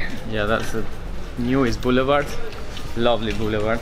Yeah, it's gorgeous. I mean, so unique, right? Yeah. It completely takes you back in time here in Vlore, because everything else is like. And Vlore needed this because it needed something else, something different from only the sea. Because Vlore now can have also tourists during the winter time, not only summer tourists. Exactly. So this is aiming to bring people, in those months that are colder. Yeah. Because people usually come to seaside, Albanian Riviera just to go in the water. Yeah, that's true. So not especially to enjoy a coffee here or to see the sights of Vlore, touristic sites. So how far to Apollonia? To Apollonia is half an hour from here. We'll take the highway, also a new highway, and we turn directly to Apollonia, a very, very huge and beautiful archaeological site. So this is the highway that connects Vlore and Tirana. And I think it actually goes up to Durrës first, right? Yeah, Durrës, so we have to cross here, Lucia, then it's Durrës. So it's completely flat. As you can see over here to the right, we have a little bit of hills, but mostly flat land. We got olive groves, we have salt flats to the left, we just passed them. And then the rest of it is farmland, right? Yeah, the rest is farmland. So this was the best for trading. So the Apollonia where we're going now, it was a city for trading. So the sea, Adriatic Sea, is just in front, and it makes the connection with Apollonia. And we have arrived to Apollonia, ancient city. It's massive. It's massive. So first we are going to see the outside archaeological sites, and after that we are going inside the monastery, which nowadays is converted into a museum, and also there in the middle is a beautiful church.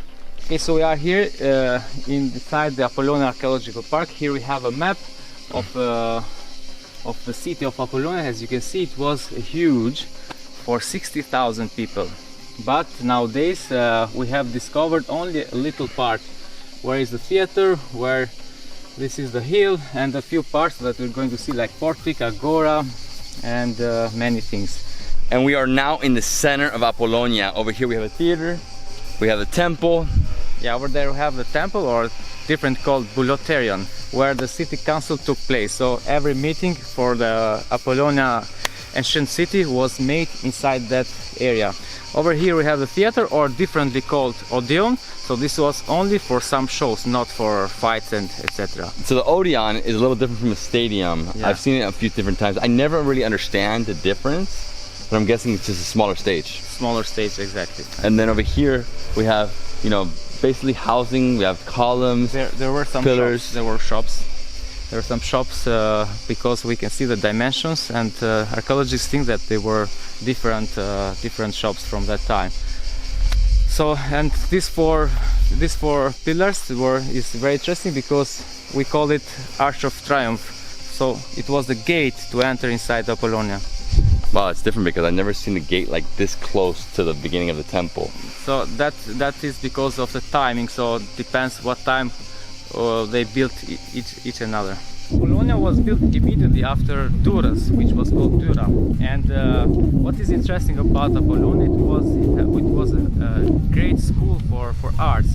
And when Julius Caesar was killed, his nephew Octavius was studying here. What? Yes. Octavius? Yes, Octavius was studying here. Wow. Okay, so Apollonia took the name because in the world we have a lot of cities called that time Apollonia. So we had 30 cities.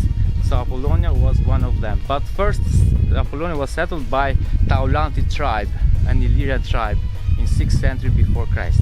behind me we have an ancient storehouse, and inside it I found a Herman's tortoise. This is a tortoise that is native here to Albania. We've seen so many crossing the road. So every time you see them, don't pick them up.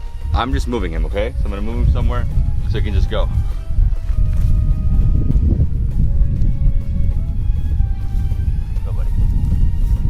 Alright, let's go. So the Bulletarium, the storehouse, and the Odeon are the main sites. Main sites outside in the park. Then we are going now where it was built with the stones taken from this park. It was built a monastery, and nowadays there is still existing but converted into a museum.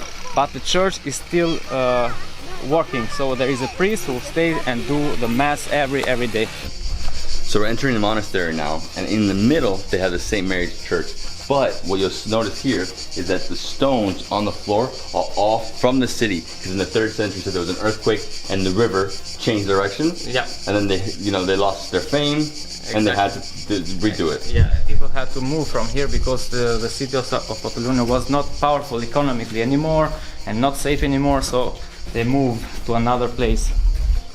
So over here we have St. Mary Church, built in 17th century with, as you said, the road, but also the church was built with the stones taken from archaeological sites. So water was very important in the past. Nowadays it's still important, but the rain collects the water in the canals that comes all inside this well, which is same time, you know, they have carved all this stone. Actually, what I love about this are the columns. Incredible. So they sculpted eagle, I guess it's a man eagle, it's a lion, and over here we have some frescoes. 17th century frescoes right here, right? Yeah. And then this shows you what it used to be like, correct? Yeah. The paint, man, unfortunately it's falling apart, you know. These don't, like, paintings don't last forever, but the sculptures do. They last an eternity. Church is more of a chapel, right? A lot smaller. On the bottom you can see these are huge, massive stones from the archaeological site. A few of them, like the design here is a little different. This is a calendar, David's calendar. So from this calendar mosaic with stones, they can calculate the days and everything, everything. But especially here is this. We keep the statues here safe. All these statues are found in the park, archaeological park, which was discovered by Léon Rey, a French archaeologist, during 1920s. So this we have a lot of faces, but the most interesting one are the statues over there. So some of these statues were part of tombs. As you can see the line, those two were part of 2 tombs. And over here we have this beautiful pottery, massive jars, like humongous. That one is like the biggest one I've ever seen. Over here we have a few different ones here. They would store, you know, obviously wine. And then over here we have the beautiful statues. And unfortunately, all the heads have been cut off. So all the statues are from 2nd and 3rd century. Roman statues, most of them. So we have female statues and male statues. Okay, so that's basically Apollonia, right? So you have the archaeological park, you can walk through it takes roughly 20 minutes, and you come over here to the monastery, you see the chapel, you see the statues, and if you want, you can go to the museum. We're gonna skip the museum because we're pressed with time right now. We'll continue, have a few more stops before I have to go to the airport. And dude, you ready? Yeah, I'm ready. Let's do it. I'm hungry. I know we have a big surprise today. Yeah, it's a big surprise for everybody. So we are going to another monastery, Ardhenita Monastery, very beautiful. There are still monks living there. It's a monks monastery. And you said it's small, right? Like very small? Yeah, it's small. It's with 2 churches, but it is important for Albanians because there took place the wedding of our national hero, George Scanderbeg. Great. So I made the full circle. I went to Gruja, and now I came here. Yeah.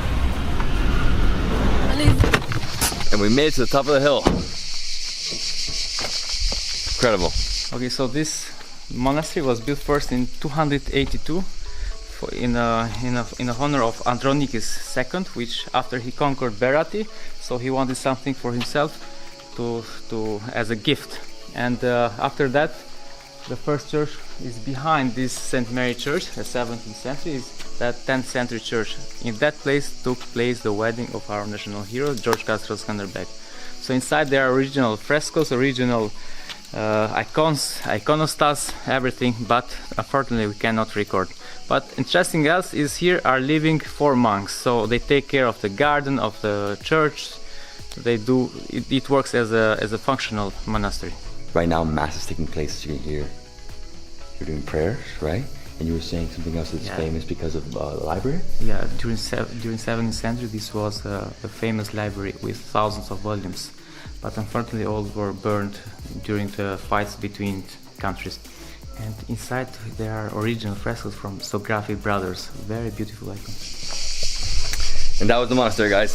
Very, very small. I mean, you could only get to like 2 sections. You could see the older church, the main church, and you can go inside where mass is not taking place. And now we're headed 1 hour more north to a delicious restaurant. I'm excited. This is gonna be the best. This is gonna be the most unique experience. The highlight of the restaurant. For sure, for sure. Yeah. All right, guys, let's go. We are here in Karavasta National Park, which is famous for having hundreds of pelicans. So the famous bird pelicans. Now we have a place where they can stay alive for a long time. And in a few minutes we'll reach a restaurant which is middle of this forest. We made it, we made it. And the staff here is really welcoming. Great. I'm excited, dude. Fish, let's eat. Wow, look at this fire. And all this is what? It's fish. Wow, fish, prawns. This is like unfinished fish. Oh man, look at this. Actually, the surprise is how he brings the fish. Yeah, that's another surprise. That's another surprise. Yeah. So this is basically a winter place. So okay. In fact, they have put all the tables outside, but winters. So this is like a traditional restaurant. People can write their names in the walls. So it's like a free. So you feel like at home, you know? Yeah, this is like all antiques, right? Antiques, yeah. Here we have old TVs, the radio, here a little violin, and knives, guns. I mean, this is awesome, dude. So this is Alikali restaurant, where the best and most significant of the restaurant is serving with a horse. So he'll catch the fish with a horse, and in a sgara we call it, and he'll bring it here in our table. But another best thing is that you can eat as much as you can. There is not like one fish with some side dish, so he brings to you 5, 6, 7, 20 fishes if you can. Love this restaurant already. I mean, just walking through the grounds, this place is epic. The inside, you have the antiques, you also have the fire there where they're cooking the fish. They put it into the thing where they close it, like the clamper. So that's how they cook fish, obviously, on the grill. They also have shrimp, they have salads, just a lot of delicious seafood. And out here in the terrace, you have like 2 big sections, right? So over there, it's more of a square section. This is more just a long section full of tables. It's like 1, 2, 3, 4, 5, 6, 7, like 20 different tables. It is packed already. They were telling us this is nothing. Like, it's gonna get really, really packed, and they're gonna like put on a fish feast. What's the most exciting part about this place is that he's coming on a horse, literally gonna serve us on a horse. Bring it right here to our table, throw it on the table. Crazy. Dude, that's insane. Grapes raki. And this is blackberry, wild berry. So here we have the raki, blueberry raki. So he just brought the whole bottle. He goes, drink as much as you want. That's it. Yeah, blackberry. And this is just regular grapes. Woo! You would think this is water. The problem is, sometimes you drink it really fast. You're like, oh my god, it's not water. So I'm gonna serve us some.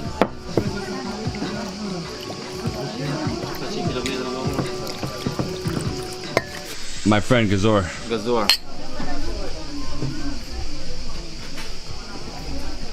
This is my favorite raki, blackberry. All right, guys, my turn. Wow, so smooth, cold, so fruity. Dude, I can drink a lot more of that. So here we have the yogurt sauce, fresh salad with tomatoes, cucumbers and onions and green salad. And the most delicious one is this one here, which is cheese with pepper, with pickles pepper. So that's perfect. We Albanian men use this to drink raki. A little raki, a little cheese with pepper. It's perfect. All right, my friends, we are starting off with yogurt, salad, French fries, cheese with peppers, which looks so good. And here, the fergesa, the best. This is the most delicious thing ever. Wow, it's been a while. Yeah. We haven't had it in a few days. Because this is for the middle of Albania, I know. French fries, always with the yogurt. Some olive oil. Olive oil too? Yeah, for this one. It's over here? Wow. Wow, amazing. And the reason they bring it in this container is because it's really fresh. Look at this, the cheese. Oh my god. It's like spicy cheese. Oh my god. It's incredible.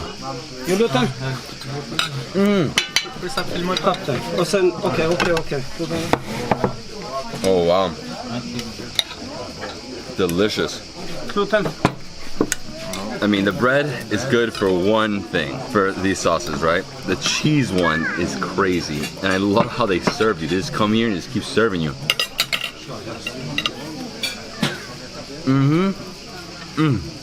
Delicious goat cheese. Pepper, super spicy. And this is the fergesa. I personally love it with bread. You can eat it straight, however you want it. It's like a non-stop feast, bro. Crazy. This is just the appetizers.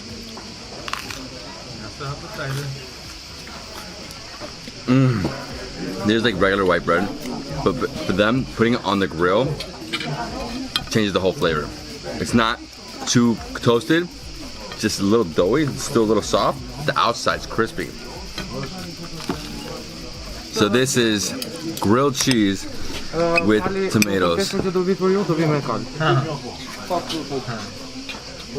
The owners over here are running around with like 20 fish, just serving everybody. He does it special for, you know, special guests, the horses. Not everybody gets it.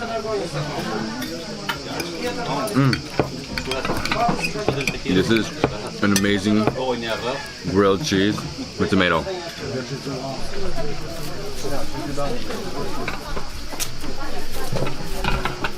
This is how this guy delivers our food. This is crazy. On the horse, bro? This is insane.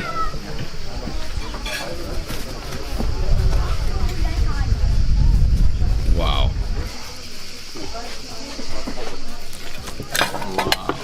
Wow. It's a huge fish, bro.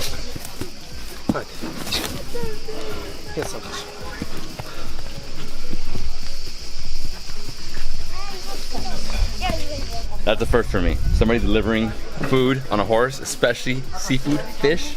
Dude, this fish, what did he bring us?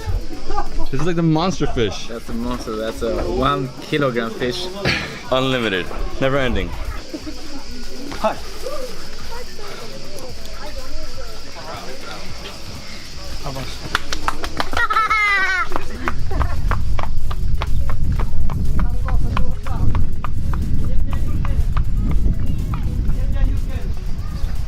So get in here, go for the spines, little bones.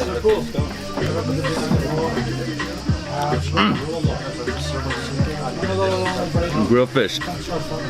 Just gotta pull this out. This is all bones, right? Bunch of bones, take out the spine. And then in here, you have all the flesh. Look at this. Just gotta be careful, right? Grab a nice piece of flesh. Mmm, delicious Adriatic fish. Oh my god. What a monster. It's like 1.5 kilos, this thing? Dude, 1 kilo. 1 kilo fish is huge. Mm-hmm. Some bones. Another crunchy skin, man. And this part? Oh, wow. Yeah. Gotta take off the spine. Mmm. So nice. Mmm. A little burnt. Perfect. Monster head. Monster. Mm-hmm. The flesh is falling. The flesh is just falling. I'm down for shrimp. Oh my god. Oh yeah. Super, super. Look at the flesh here, guys. Look how much flesh. No bones here. At this point, I'm eating Bengali style. Mmm. Mmm. Eating fish with your hands. I don't normally do that, but as I'm taking this apart, I gotta go in here with my hands and get everything I can with no bones. Oh my god. What delicious fish, bro. What fish is this? I think it's sea bass. And the sea bass? But wild. Wild sea bass, huh? Yeah. Super tasty. Look at this. Yeah, so my friend's coming around with more fish and shrimp. I don't know if I can do another fish. I'm like extremely full. I mean, we ate so much. That was 1 kilo. 1 kilo sea bass. You can either use your hands or fork. For this one, I'm gonna use my hands. Whoa, the head just flew away. So cut this up. Delicious shrimp. Tava shrimp. Mmm. Oh my god. Get some of this. Still hot. I asked him to make a video like he's bringing more. Yeah. I think he's going to finish.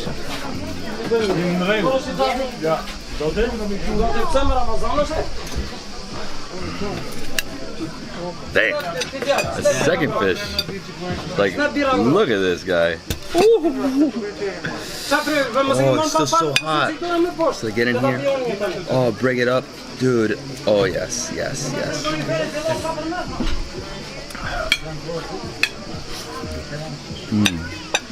Obviously, there's a lot of spines in here. So you have to go in here and like slowly pull them out.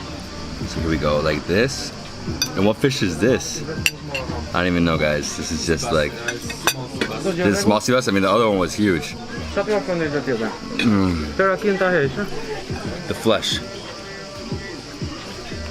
My butter. Wow. Incredible food, man.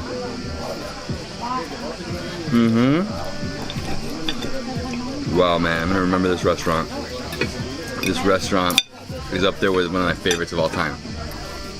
The whole experience. All right, my friends, we couldn't leave here without trying their amazing yogurt with honey. This is super fresh yogurt. Look at this. And the honey. Okay, bro, let's try it. Let's try it. Wow, that honey. Yes. Like usually it's like more yogurt than honey, but this is more honey than yogurt. This is like straight up a honey feast. Honey heaven. Wow. What I usually do is I mix it, right? This is something I eat along the Balkans. Every country I've had it, you know? You mix. Yeah, and then if you want, you can add some nuts, so add some walnuts, add some pecans, whatever you want. Yeah, yeah. This restaurant is phenomenal. What's the name again? It's Ali Kali. Ali Kali. Yeah. So it's gonna be right here. So today was awesome. We started off in Vlore at my hotel, Apollonia Hotel. Really funny name. I'm Italian, so I love it. Right there on the boardwalk in the center of the city. They have 40 rooms, great breakfast, and it's in the center of the city. You can't beat the location. At night you can walk around, explore, eat from there, and you're always gonna be in the center. That's the best thing about this hotel. For me, it's always about location, location, location. Okay. Then after that, we drove over to one of the newest attractions in Vlore, which is the Museum Street. Museum Street. So basically, it's a living museum. It's a living museum. So they just built now the facades of the houses, traditional houses, 2 floors from the past. So they renovated and make using the same architecture. So that makes Vlore more visited, more delicious, more interesting. Yeah. It just is another attraction, another place for people to mingle, right? Yeah. Eat, drink, explore, and converse. Then after that, we went to Apollonia, historical site. It's one of the most important sites in Albania for ancient history. Exactly. I think it's Butrint and this one are the 2 most important. This is a candidate, official candidate to be part of UNESCO. Okay. Very soon I'm thinking that they will be part of it. They deserve it. Yeah, I think the biggest thing is it's not completely excavated, so it's still very virgin. Even though it was discovered like 92 years ago, it's still like in its primitive state of being excavated and being explored in terms of bringing it out. You know, they're gonna eventually, once it becomes part of UNESCO, they'll clean it up and make it even better and go through and find everything, right? And then after that we saw a monastery, which is like famous for... Ardhenita Monastery, for where it took place the wedding of our national hero, George Castro Scanderbeg.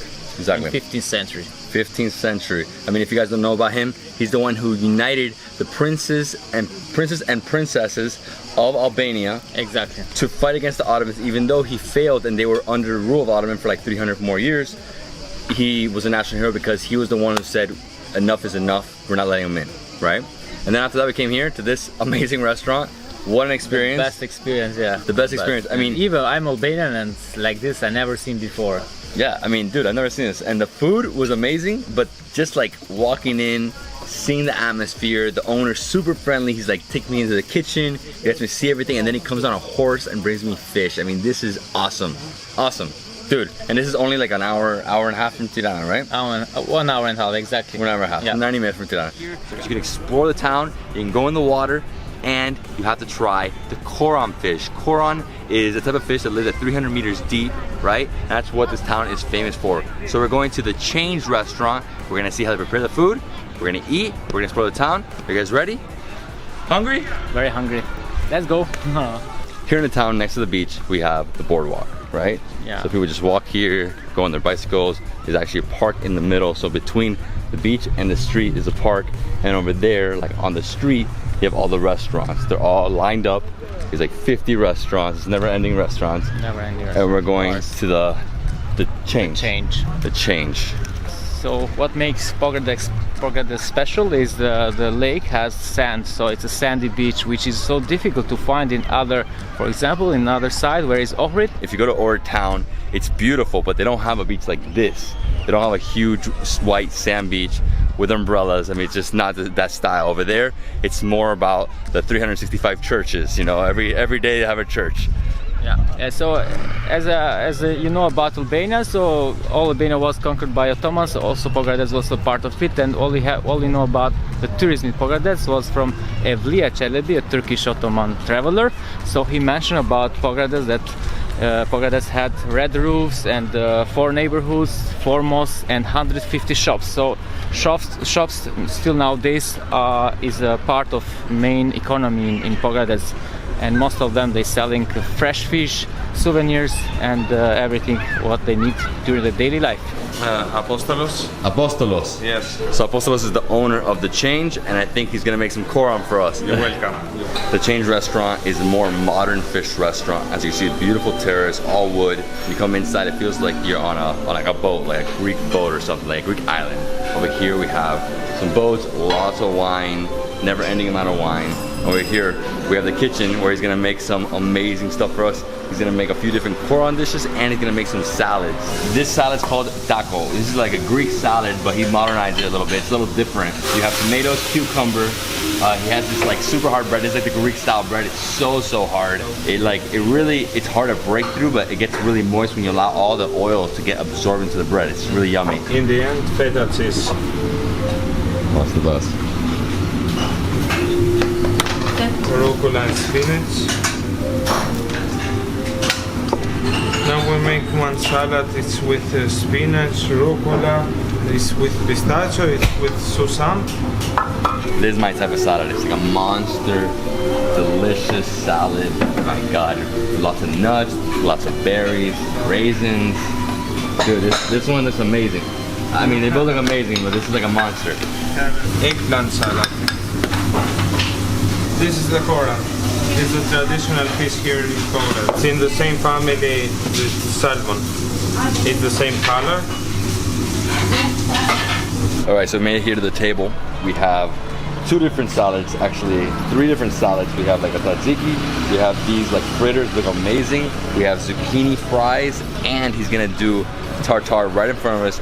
Kuran tartar, Kuran tartar. It's like salmon.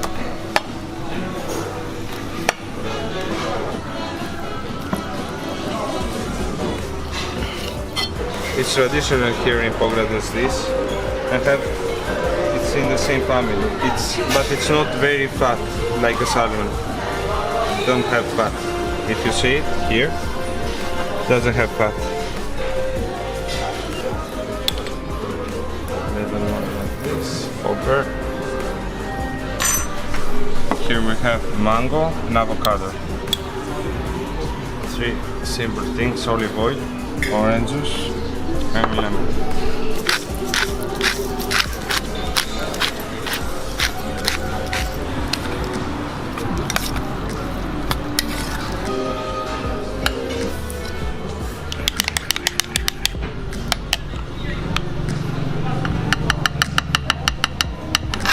And this is our feast. It's never ending here. Wow, I think I'm gonna start with number 1, right? The star. We just watched they made it. Man, tartar, Kuran tartar. He put mayonnaise on the side. You have avocado. You have just a lot of beautiful ingredients. I love the presentation. This guy's the ultimate chef. Really, really cool. So let's try. Amazing. What a beautiful dish. Now let's grab some of this and just press it aside. Let's jump on this tartar. Oh my God. It's fresh, it's cold, it's crunchy. Whoa. That mayo? Doesn't even taste like mayo. It's like the best creamy sauce ever. So I'm gonna get some of the mango. I'm actually gonna mix it because I think it's just way better with the mayo. Wow. This is like the perfect tartar. Oh, it's so amazing. It's perfect. Okay, so we served my plate. We have zucchini fries. They look delicious. Let me just try one.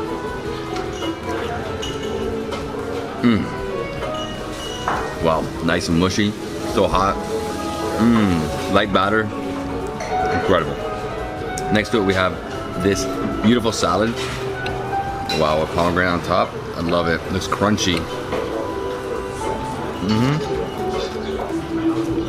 The berries and nuts, the arugula. I can eat this all day long.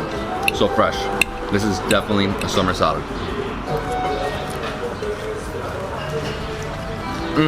Over here, we have a salad that is a Greek salad. So it's a little different because it has this hard bread. So we have the feta, get the hard bread. A little hard, not extremely hard. Usually you'll get it and it's like super hard. This one has soaked up some of the oils, so it's broken down a little bit. Everything's amazing. Tzatziki, get that. Always mix it with your fries. Right here we have delicious eggplant salad. The best.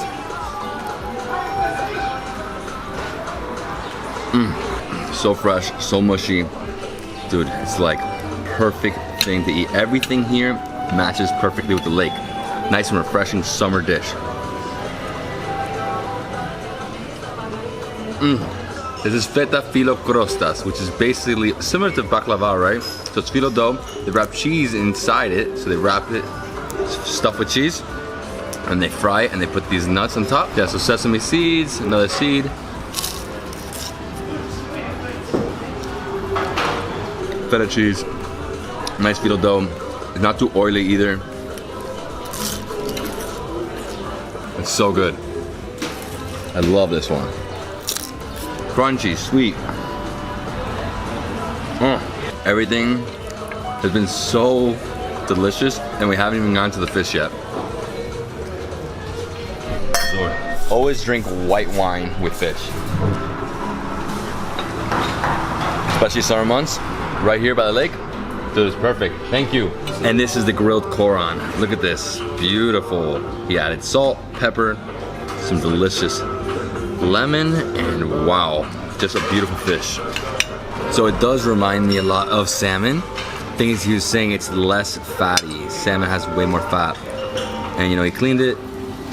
So hopefully we don't get any spines.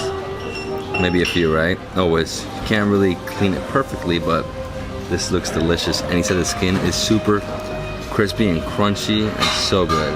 Oh yeah. Very similar to salmon. Nice and fresh. Comes directly from the lake. I think the best part about this is that it was grilled and then he added some zest to it, some salt, some pepper, gives it some nice crunch. Wow. I mean, they're both great in terms of tartar, and this one, I prefer tartar, easier to eat, no bones, you don't have to go, you know, diving in, trying to see if there's any. And that one had just more refreshing things, summer stuff, right? This is still fantastic though. So we are having same as Queen of England, long time ago. So this was one of her dishes every Friday. She was right, it's very healthy fish, it's amazing. Queen Elizabeth ate this here, and then when she went home, she basically said every Friday I'm having it. It's my father's raki. Yeah? Okay. Gazor. Is it strong? It's like a raki. Woo! Gives you wings. Where are we going next? Next we're going to Drillon Park, which is one of the most beautiful ones, very quiet, you'll feel very comfortable there. This is awesome, so we have 3 of these tables here. I forgot what these tables are called. Like soccer, what are they called? It's like soccer, man, my nephews have this in their house. Pretty awesome, everybody's here, relaxing. This is like straight up beach life here. No shirts, some of these guys have beers, and the beach is right there. Beautiful, everybody's relaxing. Yeah, so nice view. So you want to see there? You want to go there? Oh, what is that? So that's a place to jump in the lake. So that's a pier, and there's a water slide. So all these kids are just jumping in, doing front flips. With the mountains around, everybody's playing cards, relaxing. This is an old school boat. Look at this place. It's gorgeous, dude. What a gorgeous spot. Wow, so many people in the water right now. It is summer, August 12th. So the water slide's open, huh? No, it's not open, it's broken. Oh my god, so dangerous. So dangerous. Somebody goes up there, that won't be good. What's up, man? How you doing?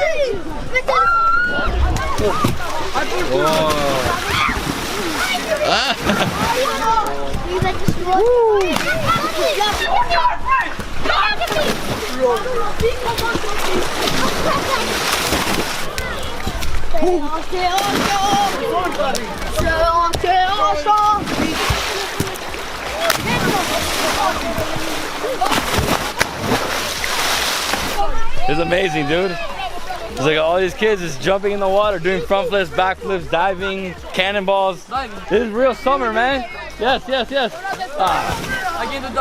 You're into diving. It's funny because that takes me straight back to my childhood, you know? It's like going to the beach, jumping off the pier, enjoying life. No worries. Nostalgia. No worries. Yeah, no worries. Oh wow, it got really hot out there, huh? Yeah. Being out there for like 5 minutes was like brutal. We wish to be to replace ourselves with them. That's basically the center of Pogradec. Beach, park, restaurants. That's it. Don't come here in winter. If you come here in winter, everything will be closed. There won't be anybody here. It gets really cold here in winter. Yes, it is. Really cold, you know, everything shuts down. The only thing that's open in winter are a few restaurants within hotels, and that's it, like not anything else. And you won't see this, you don't experience the people walking around. And I mean, this is a perfect place to come in the summer with your family. Come eat some fish. But if you are so boring of humans, you should come to stay all alone, so all the lake for yourself. In winter? Yeah, in winter. Okay. So what's the place we're going to next? How do you say the name? So Drillon Park, Drillon National Park is so beautiful with a small river going through it. So there are some boats and we can have a walk in the nature. So beautiful. The spot we're going to is about a 5-minute drive. Once you pass the main area of the town, you get to another side where there's another beach, right? Super small beach though. It's literally beach on the road. The road, beach, water. That's all. That's all. A few like restaurants over here, a farm over here. I mean, look at that. Oh, they're playing like soccer in the water? Oh no, that's volleyball over there. Volleyball. Yeah. Here we are. Beautiful, nice stream. Ducks, pigeons, Drillon. Drillon. People come here to relax, and a lot of couples, when they do a wedding clip, they come here because it's so beautiful. You see many birds, and we'll see some boats over there, so we can have a ride with a boat. So we're gonna get a boat ride. It costs 500 lek, so like roughly $5 US. My man, you good? So this is the stream. It's a big circle, so we're just going completely around. He was saying that on this side, it's like, you know, very wide. On that side, it becomes very thin. And over here, that's a restaurant right there? Yeah, that's a restaurant. There are a few restaurants, in fact, but this one has the best view because you can stay next to there are some balconies on the water, and you can feed the birds, the ducks, everything which is here. So they come all next to you. It's very nice, and the boat, as you mentioned, is only $5, which is very small amount, so you can explore, you can have a different day from Pogradec, so you can swim at Pogradec, then come here afternoon for relax. So nice, peaceful, relaxing. All right, guys, the captain told me to take the wheel.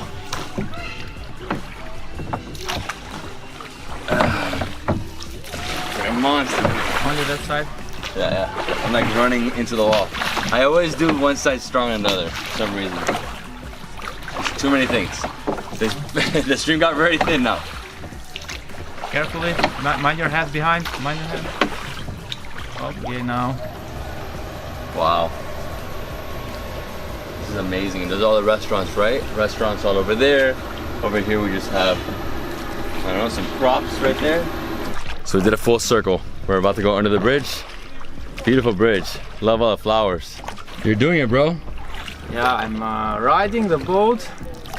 So if you want to, you can actually take the boat yourself, like they're doing over there. They went without a captain, but I think the captain's better. Friend, thank you. Thank you. Bye. You're the best. That was good. It was only like 15 minutes. Yeah, 15 minutes. Nice, you know, slow pace, relaxing, so peaceful. I love the oxygen here, the air. It smells different. Yeah, it smells different, feels different. And that is our day here in Pogradec, Lake Ohrid. The boardwalk, people enjoying their time, and you have to go eat at The Change, the best restaurant in Pogradec. Well, obviously we only visited one, but this one was phenomenal. Delicious koran. We had tartare, we had grilled, we had just 2-3 salads, fantastic food. My favorite thing for sure is the tartare. Yeah, Blew me away. For me, same. It was great. It was good. Yeah. And then we came here, only a 5-minute drive to Drillon. Yeah, exactly. And then you come, you pay, 500 lek, take the boat ride. Also, if you're hungry when you come, you can have lunch or dinner right here at many of these restaurants. This one looks amazing, right there on the water. Beautiful terrace. And today what we're gonna do is we're gonna have breakfast here. We're gonna learn how to make petula, which is Albanian donut. You mix it with like marmalade and jam. Oh my God, this is the best thing ever. And then after this, we're gonna drive over to the city of Elbasan. We're gonna see the castle, some more, historical sites. And then from there, we're gonna drive straight to Lake Ohrid to the town of Pogradec. Pogradec. All right, guys, let's do this.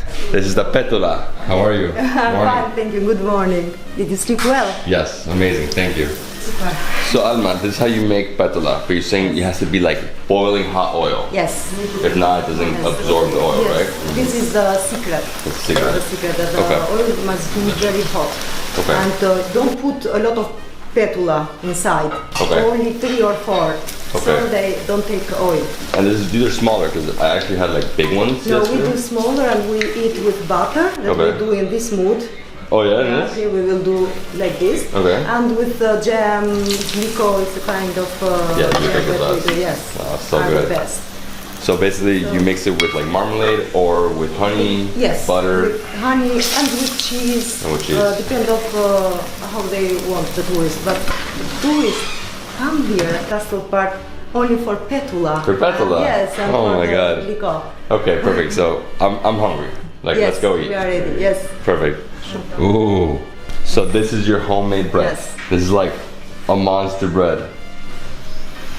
Oh, it smells so good. Yes. Smells sweet. Like it smells sweet. This one has corn? Yes, that has a Corn. little bit. Okay. And oil of olive. For this is so good. Perfect. We leave a little bit to cook and we will put water before. Because in Albania, yogurt with water we call dhau.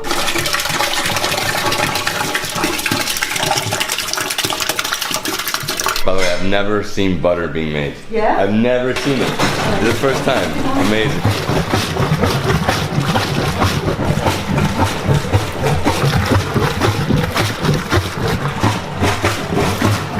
So it takes 10 to 15 minutes to mix the water with the yogurt to make butter. Yes. Wow. The most fresh butter. And we eat with bread. Bread The best. It's the best. For sure, for sure. I'm super happy I'm here. Okay, it's my turn. So.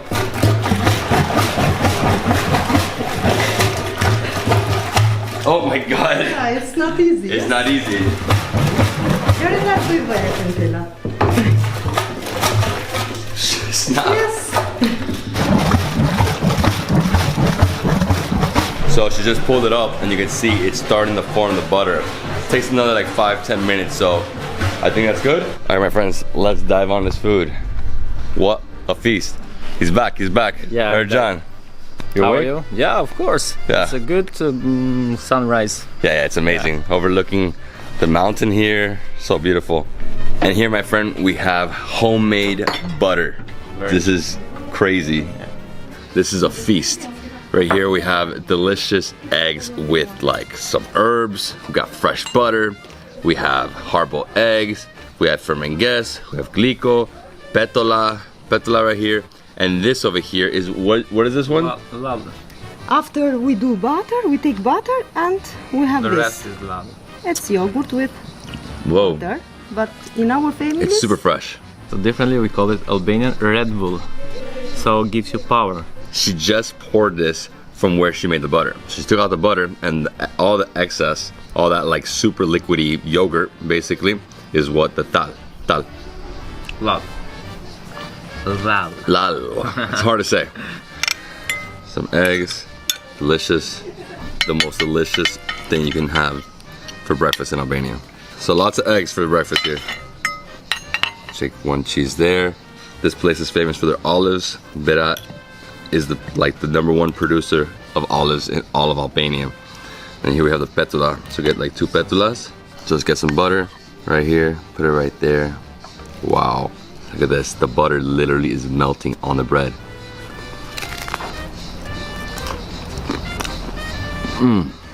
Oh wow.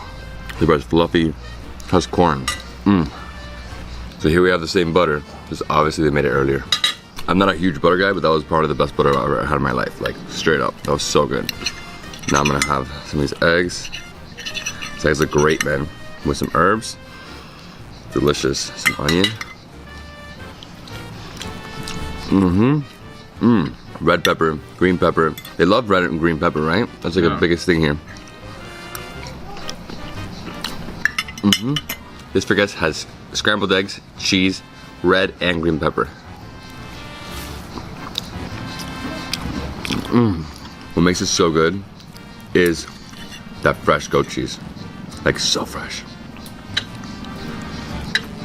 And over here I have a bunch of jams, right? So I'm just gonna try this one. I don't even know what this is right now. What is this one? No idea, right? Super soft dough.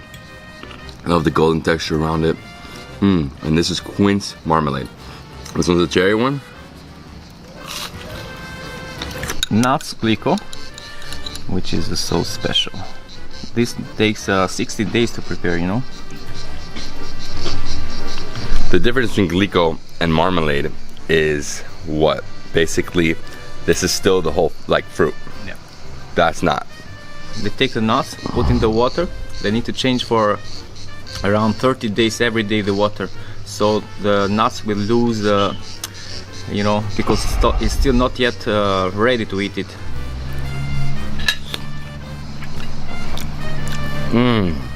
Super delicious, like gummy bear, you know, it's like a gummy sensation. Oh, it's like like straight up syrup here. And over here we have fig lico. It's a really big fig. It's got a bite into it. It's like a mouthful of fig. It explodes in your mouth with this like delicious, I guess it's, I mean the water is almost like a syrup, like honey, you know? Super like thick, but at the same time not so thick as honey. I don't even know what else to eat. There's so much. Come to Castle Park, sleep here at night. When you wake up, you can have this feast and you can watch how they make the butter. The petula as well. I mean the petula, it's very easy.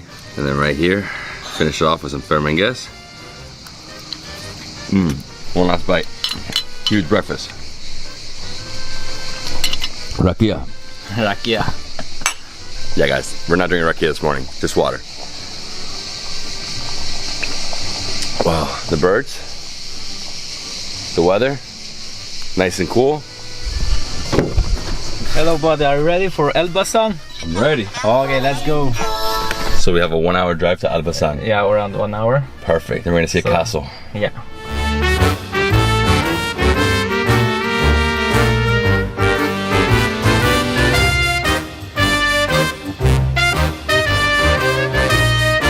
So David, this town is so famous for having a refinery of oil, of diesel. So in this town, they should be very rich people, but unfortunately they are not, because all are private now. But as you can see, this guy, so he's checking how many liters of diesel, of oil he has on his water, on his tanks. You know, there are a lot of refineries producing fuel. So yeah, so there's a lot of oil refineries here, and this is only like a 10-minute drive from Burek going on the way to Elbasan. Still around 45-50 minutes from Elbasan. But over here to the right, you see tons of oil refineries.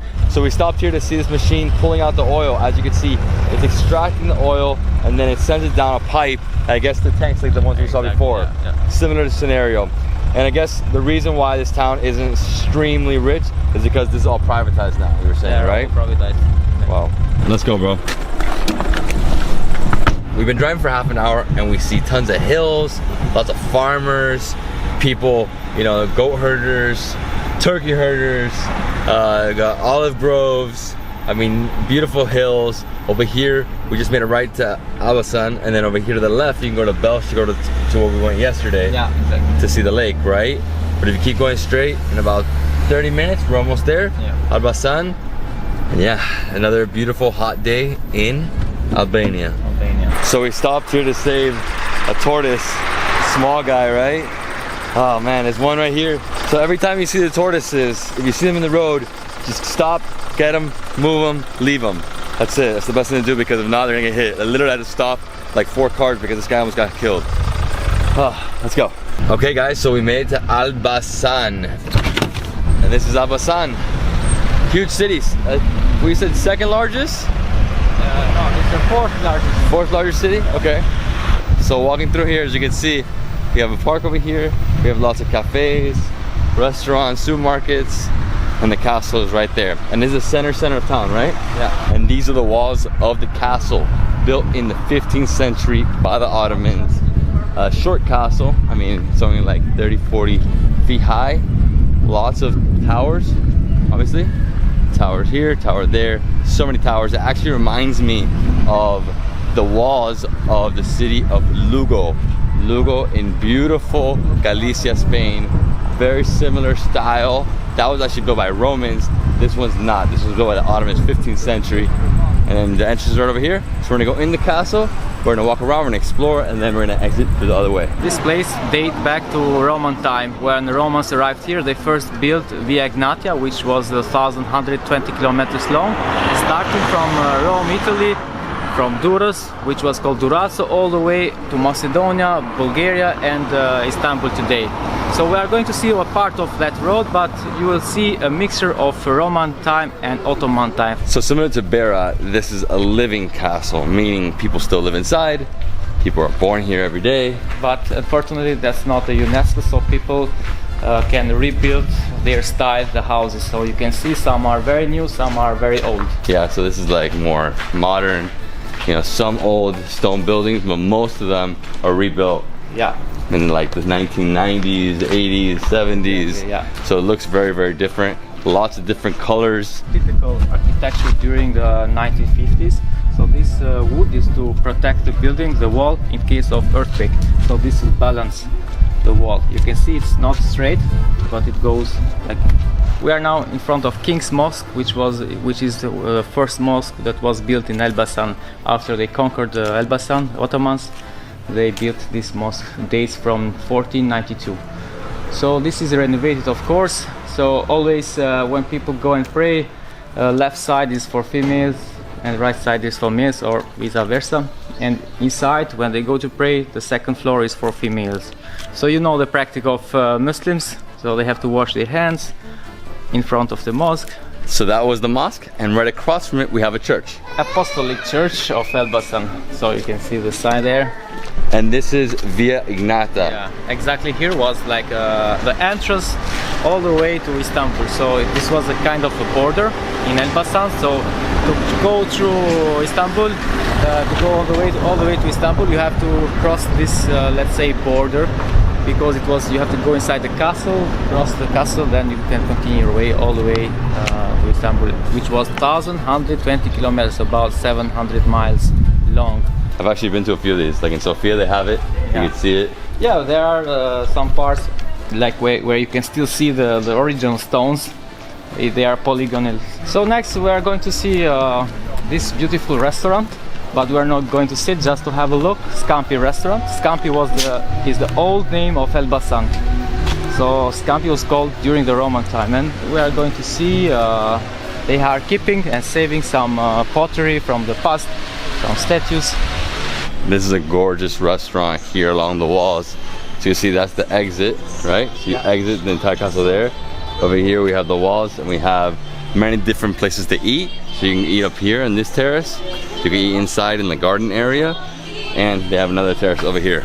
Beautiful spot. So once you come down the staircase next to the exit, under the building, you can see Roman ruins. This is the old Roman city.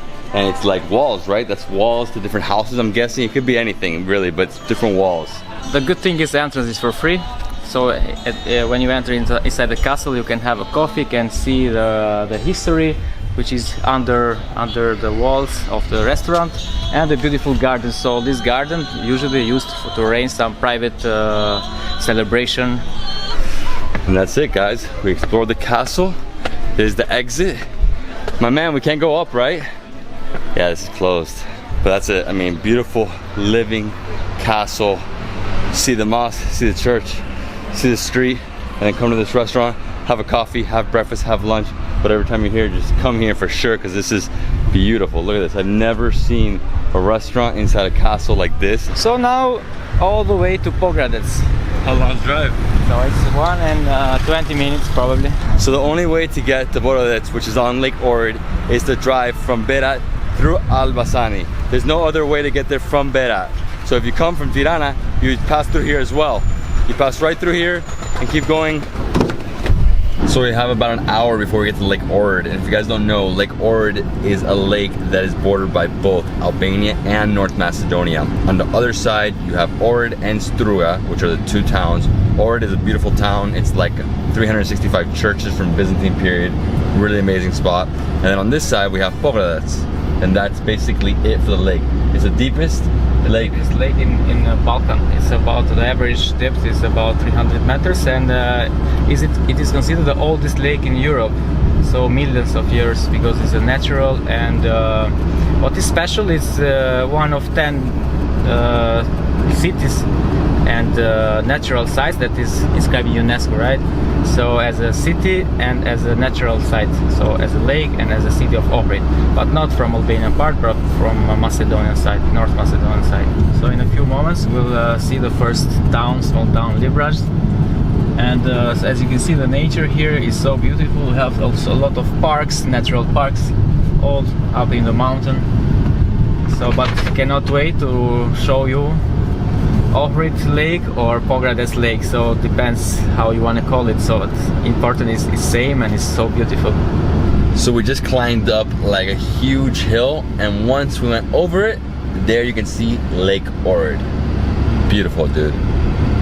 It's so blue, it's so ridiculous. Looks like a sea. Yeah. And the other side, also like on the other side of Albania, I went to a monastery over there. Yeah, amazing. Saint Neum Monastery. Saint Neum Monastery. In fact, was part of Albania, but it was given as a gift by our king during 1930s to Macedonia, to like as a sign of relationship, good relationship they had at that time. So Saint Neum Monastery nowadays is one of the most important sites for North Macedonia. Alright, we're gonna stop here and check out the view. So in front of us we can see the Lin village, which was the favorite village for our former leader of communist time, Enver Hoxha. It still nowadays looks so beautiful from here. So now we're going through this village. Yes. And yeah, so the village of Lin is, if you see any Albanian movies, most probably the village of Lin will be inside the movie, because most of them are recorded here in this part of Pogradec. Pogradec has a lot of beautiful villages. Lin, Tushemish, Drillon will go later in the park. So. And this is the village of Lin, as you can see. Beautiful small village right here on Lake Ohrid. It is gorgeous. The view right here, just look at this. Blue, crystal clear water. If you want to, if you make it here for lunch, go to any of these restaurants, right? So they're all restaurants like on piers on the water. So you can literally eat, drink, whatever, right there, overlooking the entire lake. Over there is North Macedonia. That's it, right? Yeah, so if you plan to go Pogradec, immediately when you come up in the hill, you'll see a very beautiful village from the top of the road, and that's Lin. So before going to Pogradec, 10 minutes from Pogradec is this beautiful village with the crystal water, as David said. And that's it for the village, guys. Now let's go to Pogradec. Pogradec, our final stop. That's the village life for you. Cows everywhere. Cows everywhere. Literally walking through the center of the village. Village life. So how far is it? 10 minutes? 15 minutes. 15 minutes, okay. And so Pogradec is the main town on Lake Ohrid for Albania. Yeah, Pogradec is the main town, so it's the only city that we can use the lake for swimming, like the seaside. So many people prefer Pogradec because the water is not salty and it's so fresh. And I thought the north of Albania was beautiful. This is like stunning, dude. Stunning, right. Stunning. The blue with the mountains. It literally looks like the sky is in the lake, you know? It's crazy. We're gonna walk around the town. We might go on a boat. I mean, so many things to do here. And I hope you loved this video. This is Lake Ohrid, guys, in Albania. If you guys don't know what duo means in Albanian, that means love. So it's the Love Cafe. This place is beautiful, super small, intimate setting. I love the interior. They have like church benches and seats, lots of different famous celebrities all over the walls, and they make traditional Albanian food. Now, if you guys don't know what that is, because I know you don't, right? No. So that is a mix of like tavas. So basically tavas like almost like a skillet. They put it in the oven, right? So it bakes. So good, nice meat with tomatoes. They also have something called flea. Flea is like lots of different layers of dough mixed with eggs, and that goes into, you know, the baking oven like a tandoor, but not tandoor, it's like a real oven. And then they have raki, which is distilled grapes. And then we're gonna try like 7 different dishes. ¿Está lista? Yes, I'm hungry. All right, so let's go inside. Let's meet with the owner and let's eat some food. I mean, right over here we have Dua Lipa. We have, who else do we have? I mean, it's all Albanian superstars, right? Rita ora Dua Lipa, Bebe Regia, Ava Max. You have Mario, you know, makeup Mario with Kim Kardashian. So Celeshe from south and north is Please. See, it's a little different. Dana, I don't know if you know this, but when I travel in Albania, I wore this every day. I saw it, yeah. Every single day. I was like the tourist, but to be honest, everybody loved it, especially Albanians, they love it. Welcome, you're Albanian now by adoption. Okay, you gotta see this painting. It's also in Tirana, in the National Museum. So this is not just a painting, it's very meaningful. So we start from Pelas, where we come from, Illyrians, and then now Renaissance, and then nowadays, and always women first. Look at that, women first everywhere. Okay, so before we start with the food, we're gonna do some raki too, right? Yeah, get the glasses. Amazing, yeah. Amazing. So these glasses, obviously, they're from here, so branded, and they have the logo. We made it. Yeah, we're drinking this. It's called Balkazani Skrapari. So it's supposed to be the best raki in Albania, and Skrapari is known for it. You know, raki is like it's 100% grape. It's a white brandy, and it's like a grappa, but grappa is made with leftovers. We make it with 100% grape. Gazor. Gazor.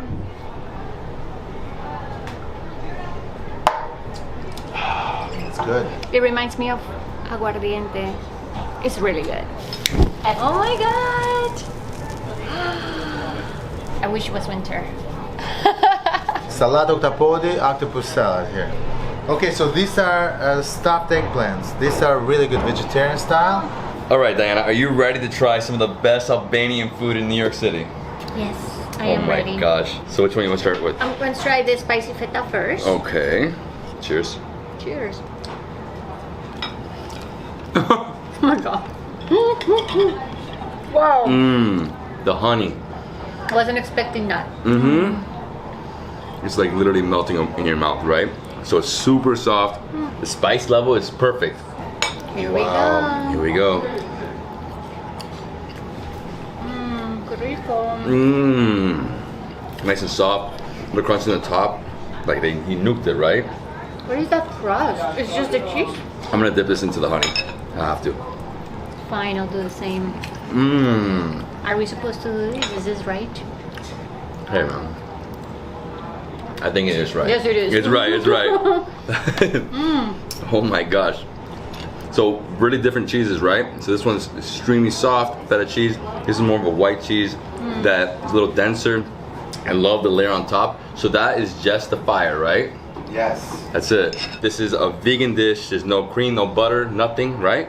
Just like a stew almost, right? And then over here we have the octopus salad, which looks like a ceviche, right? And you put dua right here, and you put a little heart. So, dua to dua. Dua to dua. Yeah. Okay, let's start. Love for the stomach. Yeah, right. Love for the stomach. This is gonna be so good. Let's do it. Let's do it. I'm gonna have a big bite. A big bite, huh?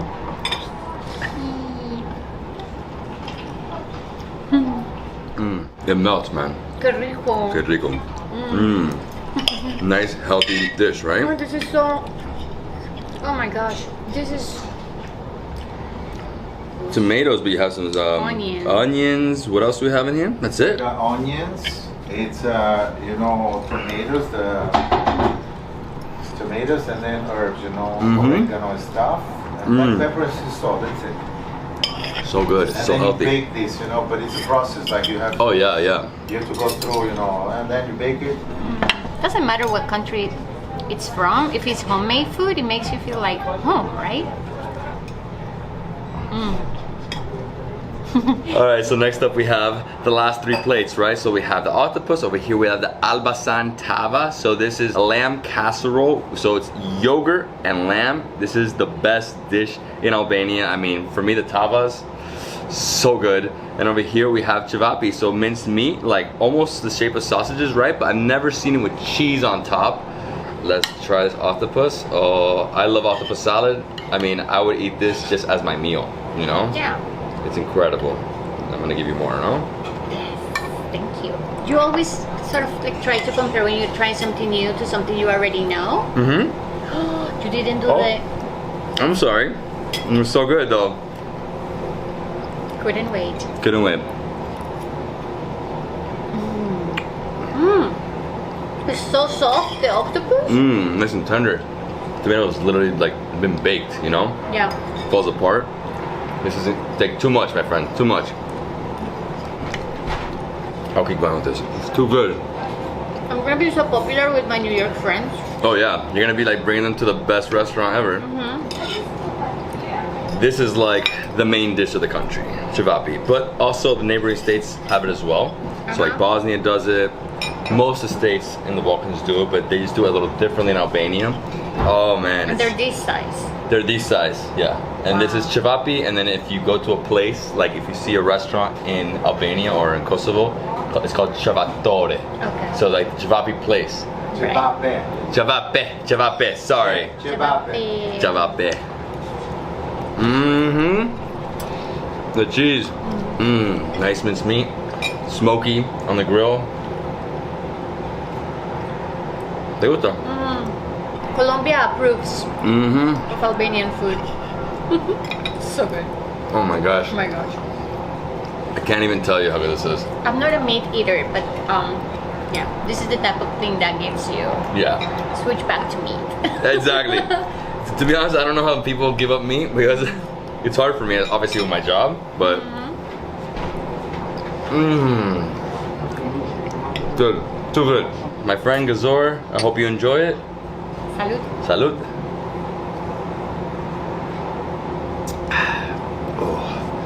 You know what's crazy? I drink this 4 times a day in Albania. This is the other one, right? This is the other, yes, this is Stone Castle. This is actually the biggest winery in Kosovo. This is their product.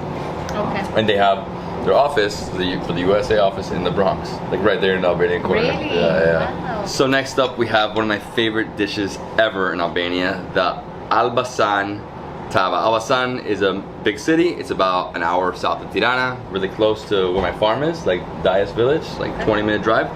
Beautiful place. They have a castle, etc. And this is where this tava was invented. So lamb casserole. Look at that. Just cream, huh? So that's yogurt and lamb. For about No, that's why you have to let it sit. You know, that's one thing that you have to like know about this country is that they serve everything really hot. To let it sit, but ready for this? big part, yes. Ooh, it's still hot. Look at this.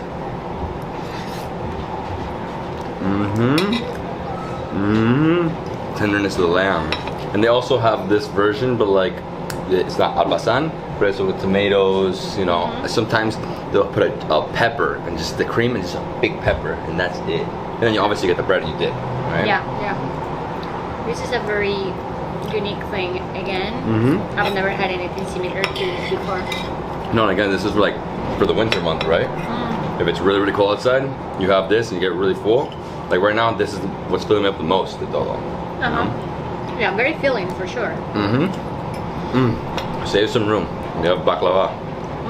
Dessert Dessert. with their honey. With more honey. Honey, walnuts, dough, the whole array of Albania. It's a staple dessert throughout the entire Balkans. With condensed milk. With condensed milk. This is unusual. Yeah. Perfect.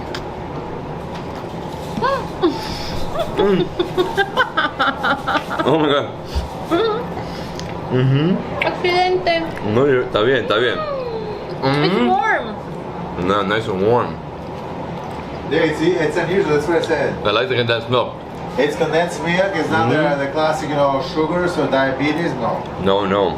This is fantastic. And the bottom. Look at this. Oh, thank you so much. Nya tutre. Gazor, Gazor. Ooh. Duo Cafe. In the East Village. I love this guy. Amazing. Thank you so much, dude. Thank you so much. The food was incredible. Thank you. What was your favorite? The eggplant, number 1. The eggplant? Yes. I'll say the octopus, but I love seafood. And the cevapi? Delicious, thank man. you. Thank you Delicious. so much. Everything was amazing. So Alpeta's right here. We're gonna go inside. We're gonna try some wines. We're gonna see the vineyard. And then after this, we're going back to Berat and we're going to my hotel to have dinner. The Castle Hotel, right? This is one of the best wineries we have here, but not the only one. So you can see, except the wineries, the olive trees around the hills. So this area is amazing to live and to taste some good wine and olive oil. My name is Daniel. Daniel, show me the bathroom. The nephew of the owner? Yeah. Okay, nephew of the owner, great. Yeah, so this is the property right here. And right inside, we have a bathroom, the most unique bathroom of all time. What? A bathroom in a barrel. Can I have it? Of course. All right, guys, let's go try some wines and experience the winery. Let's do it. So as we walk around the property, the whole thing is basically a terrace. Over here, you can sit, relax in the vines. come to the very end. See the hills, more vines, and then you have a terrace on the top. Cool, let's go up there. Relax here, some wine, some raki. For degustation. Degustation? Wine. Okay. When tourists come here, degustation for raki and some wine. Perfect. How many wines? We have 3 types of wine. 3? 3. Two red wines and 1 white wine. Petrit. Yeah. Let's rock and roll.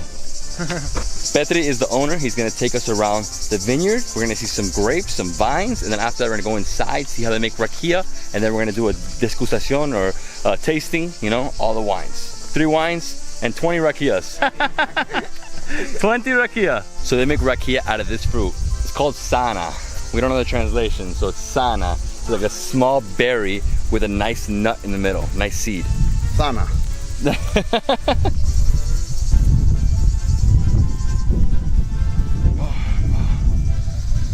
So this is the flour they use to make ouzo in Greece. It's called anis. I was like, what does it smell like? But it doesn't smell like a flour. It smells like a drink. Yeah, like a drink. Same thing in Turkey, raki. Raki. When you mix it with water. Yeah, raki. Same thing. Ouzo raki. This is one of the Alpeta wineries in model of grapes, so it's very traditional in Albania, this kind of grapes. It doesn't have a lot of grapes, so it's less grapes, but the quality is better. This is a winter grape. It's ready in January. Basically when all the leaves fall, that's when you start harvest. Cool. And they have that wine for us to try? They use it for raki. Oh, for raki. When they produce raki, they produce it in a specific kind of grapes. They don't use anything for raki. So this grape is for raki, this grape is for wine, and that's it. So these are fig trees, right? So this is a fig tree. So we can taste the fig trees. And he was telling me that he built a hiking trail to the lake. So people who come to visit this winery can also have a hiking trip to the lake, Vova Lake. You're supposed to open it, right? But it's gonna go in. The best. Mm. Mm. Tasty. Tasty, filling. You eat 5 of these, you're full. It's autochthone from Roshnik and the address is in Beran. Mm-hmm. Mm. Same tasty or different? Super tasty. Tomori mountain is the 3rd largest in Albania with 2,714 meters above sea level. And practically we use it for hiking trails during the summertime because winter is full of snow. Olive trees right here? Yeah. How many? A lot? Looks like a lot. The new olive trees, but they have around 300. This is young olive trees, but the old ones basically we don't have here, but they are in the mountains, most of them. This is like they open the land, they work on it and they plant it. But I want to tell you something about the lake. So as you can see, it's not a natural lake, it's artificial lakes. In Albania during the communist time, and Hoxha was very he liked a lot to build a lot of lakes all around the territory to have water for the plants. So he did a great job. You can see how beautiful it looks there and how safe it is. Before we go inside and see how they make some rakia and try their wines, I gotta try a grape. I love doing this. You know, this is when you know if it's almost ready yet. Not so sour, nice and sweet. Harvest is in 1 month. Delicious. Let's go. So this winery dates to 1992, and first they plant grapes in 1992, then they opened the winery in 1994. So now every year they have developed this place, building something. So and last year they have built a guest house. So in this winery you can have everything. Tasting winery, have hiking trails, tours, and sleep here. So nowadays they are very successful business about this kind of winery in Albania. So now we are trying a very special wine, which is called the grape of Pulas, which is a grape that is grown through under the trees, and it goes all the way up to the trees. But they have planted in many places now, so they have studied more about this kind of grape, which make the white wine very special. Okay, let's try it. It's nice. It's dry. It's A little fruity. Gazor, gazor, gazor, gazor. It's very good. It's not too sweet. Just right. The other wine is a red one, which is called Merlot Cabernet, and is a production of 2017. This is the only red one they have reserved in the bottle because of the kind of grapes. The other grapes, they use it for house wine. Reserve. Merlot and Cab. Fantastic. So good. Full body wine. I'll take a little more of that one. Now is the raki, traditional raki, is a raki from grape, 45% alcohol. Now we can taste it. Let's try this amazing raki. Rakia. Oh, it's smooth. It's strong, but it's smooth. Like it doesn't hit you right away. You can feel the grapes. I like the glass too. The glass is cool. Yeah. No? This is the raki we saw earlier from the little berry, so it's so tasty, I think.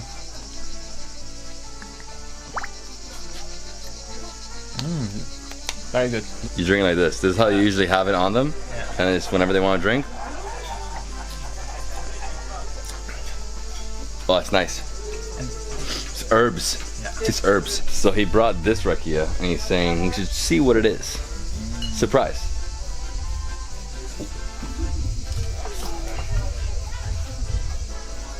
What is this again?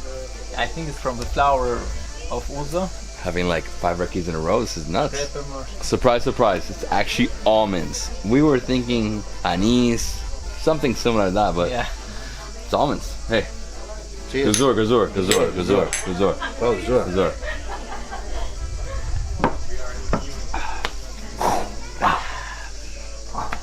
Gives you wings.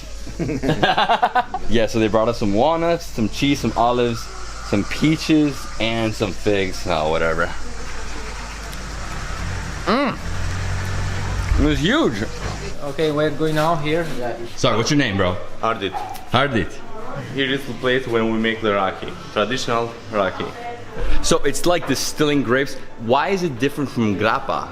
What's the difference? Because we don't take the juice for making the wine first. It stays go there with the juice and with the grapes, all the grapes. Everything. We don't take the juice. That's the difference. We put the grapes here after the fermenting for about 7-8 days. The sugar that is in the grape turns to alcohol, and to take the alcohol from that, we put here, making the fire with wood, just wood. We don't use nothing. Because making the fire, and after starting to boil, and the gas comes here. This is with the cold water for condensation, from the gas to the water, and here comes the raki. How many kilograms you put inside? 600. 600 in one boil? In one boil, and that is 500. This is why I came to Albania, for rakia. Cheers. Cheers. Gëzuar. Kjo ky shëndet do të pihet për misardhjen e mikut në agrobujtinën Alpeta. So we have to drink for the welcoming you in our winery. Thank you. Oh, we're gonna do that? Oh, yeah. This guy's the man.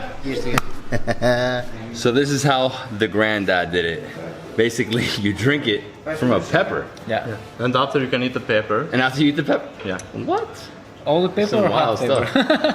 Let's just do it. Oh, so you just go. Oh, just like that. Oh, wait. This is different. Oh, yeah. Cheers. Gjysho të egëm sytë? Të egëm sytë me pikë shumë me spec? It's a palate cleanser. Kills the heat. We're going now at the cellar of our winery. Amazing. The second we walked in, the owner is just pouring wine straight from these steel tanks. Wow. And what is this? What? It's the same thing? Merlot and Cab? It's Merlot and Cabernet. I'm gonna try it. Oh, it's still young. You can still smell the fruit. Really young. Yeah. This needs time, right? 6 more months? Yeah. Wow. Yeah, because I feel it. It's still like citrusy, still sour. Needs a little more time. That's awesome though. So this wine is not ready. It still needs 6 months. Once it's ready, they bottle it. Then they store it for at least 3 months. These right here have actually been sitting for 4 months. And the way it works for them is that as people come in, they sell, they put the label on by hand, and it goes out to the customer and they enjoy it whenever they want. Amazing. So it's not mass produced. They have limited bottles. You know, this is what it is. This is like the real life. This is the hardworking hustler here. This guy's the man. This is the restaurant. Roshnik restaurant. The restaurant of the village. Literally walking up the hill, you pass the mosque, and here's the restaurant. Beautiful open air, garden, terrace, upstairs, all terrace, open air, bottom as well. This is gorgeous, man. Super nice. And this upstairs, beautiful. Right here we have a small terrace. This is like indoor because they have glass, but they also have a little outdoor area. This is just gorgeous. This is like real Albania, mountain village in the middle of nowhere. And you find these places, winery, the people, beautiful, super amazing. Oh man, thank you. Thank you. Right. Thank you so much. You're welcome. Thank you. Anytime. For sure. I'll see you soon. The people here, phenomenal. Now we're going to the Castle Park, which is our best hotel for Berat. And this is Castle Park Hotel. The entrance looks like a castle.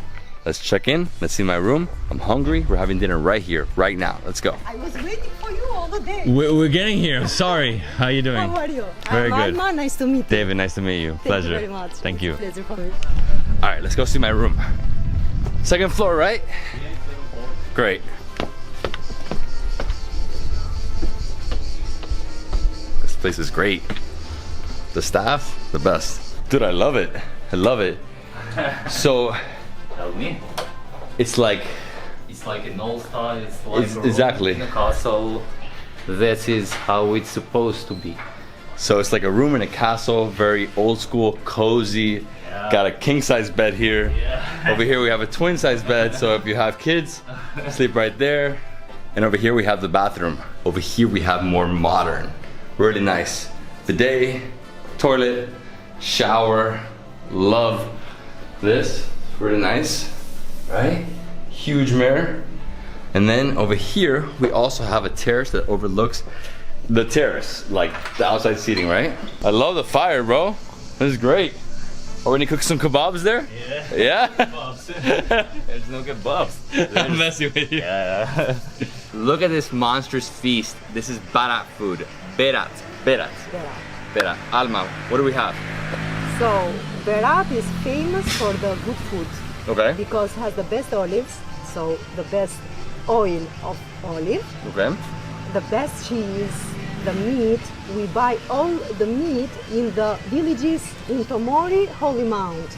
Okay. So today we have done Turkish chicken with pershesh. We have done the lamb with 7 kind of herbs. Burek with herbs, with tomatoes, and 7 kind of wild cabbage in the top. Stuffed eggplant, yaprak. It's rice with leaves of grape.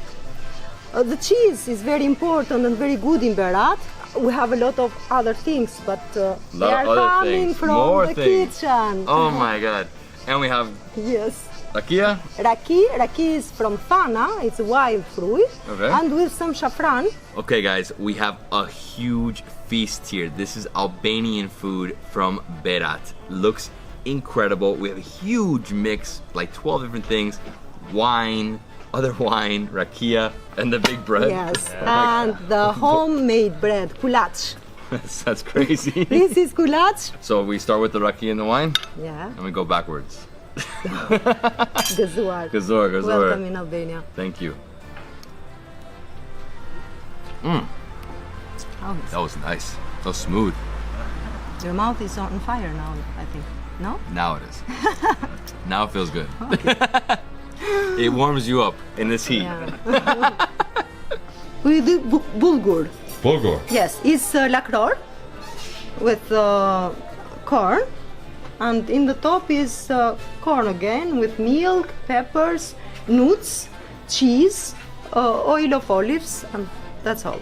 And we used this before when the Albanian people were poor, Okay, so she went through a big process of making the boger dish.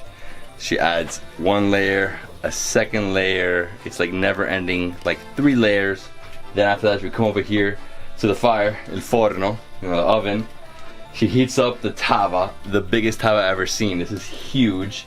She heats it up to I don't even know what degree. She picks it up, covers this, and then it cooks. Whew, I am baking.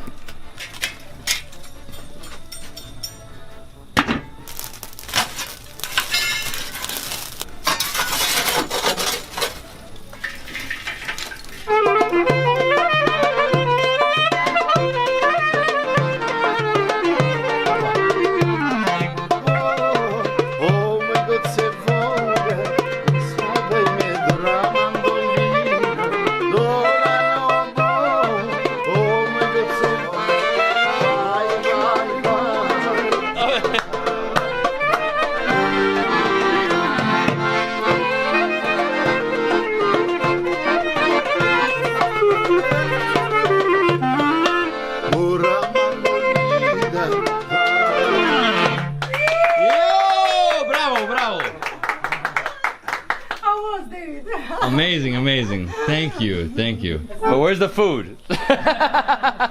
Now she's gonna prepare the berati beef, which is basically a schnitzel. Schnitzel's the best. She pounds the beef, she fills it with cheese, then breads it. Oh, so good, so good. I love this. Hungarian, Serbian, they all do it. They love it. So what we're doing is we're gonna try a few things, and the rest of that is going out to people who need it. Yeah. We're not throwing anything away. Exactly. So let's start. Oh well, let's yeah. Gazor. Gazor. Finally, you remember. In this video, I think we drank how many? It's fine. You know, I've been running it like I'm running on steams right now. This is we call this medicine for the heart, so we need some. Yeah, this is the and best. people are using this for hands, so we are using it for heart. So yeah, it's good. That's good. We are smart. Yeah. It's got the best eggplant right here. Oh wow, look at this. Let's do it. Bro, I'm eating like this whole thing. Yes, let's do it. Eggplant stuffed, onions, red pepper. Nice oil. Wow. So next up, let's try this. Yaprak, so basically grape leaves stuffed with rice.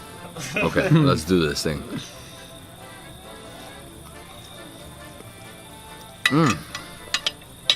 So tasty. And here we have cheese. That's butter? That's butter? My god, dude. I thought it was cheese. I just dived on. Yeah. It's the best butter of all time. You drink it like we sometimes drink raki instead of water, you know, and for I mean, it was so good. Yeah, okay. Wow, I didn't even know that. But this is not butter, right? This is cheese? This is cheese. It's a cheese, but it's not even the cheese, it's like sour cream or... It's the best mix right there. It's like sour cream, yogurt, and cheese. Yeah. It's like everything. Yeah. There's like a problem there. You have experience, man. So stuffed pepper.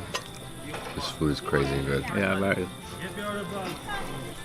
Let's try some fig salad. This is so crazy. Look at this.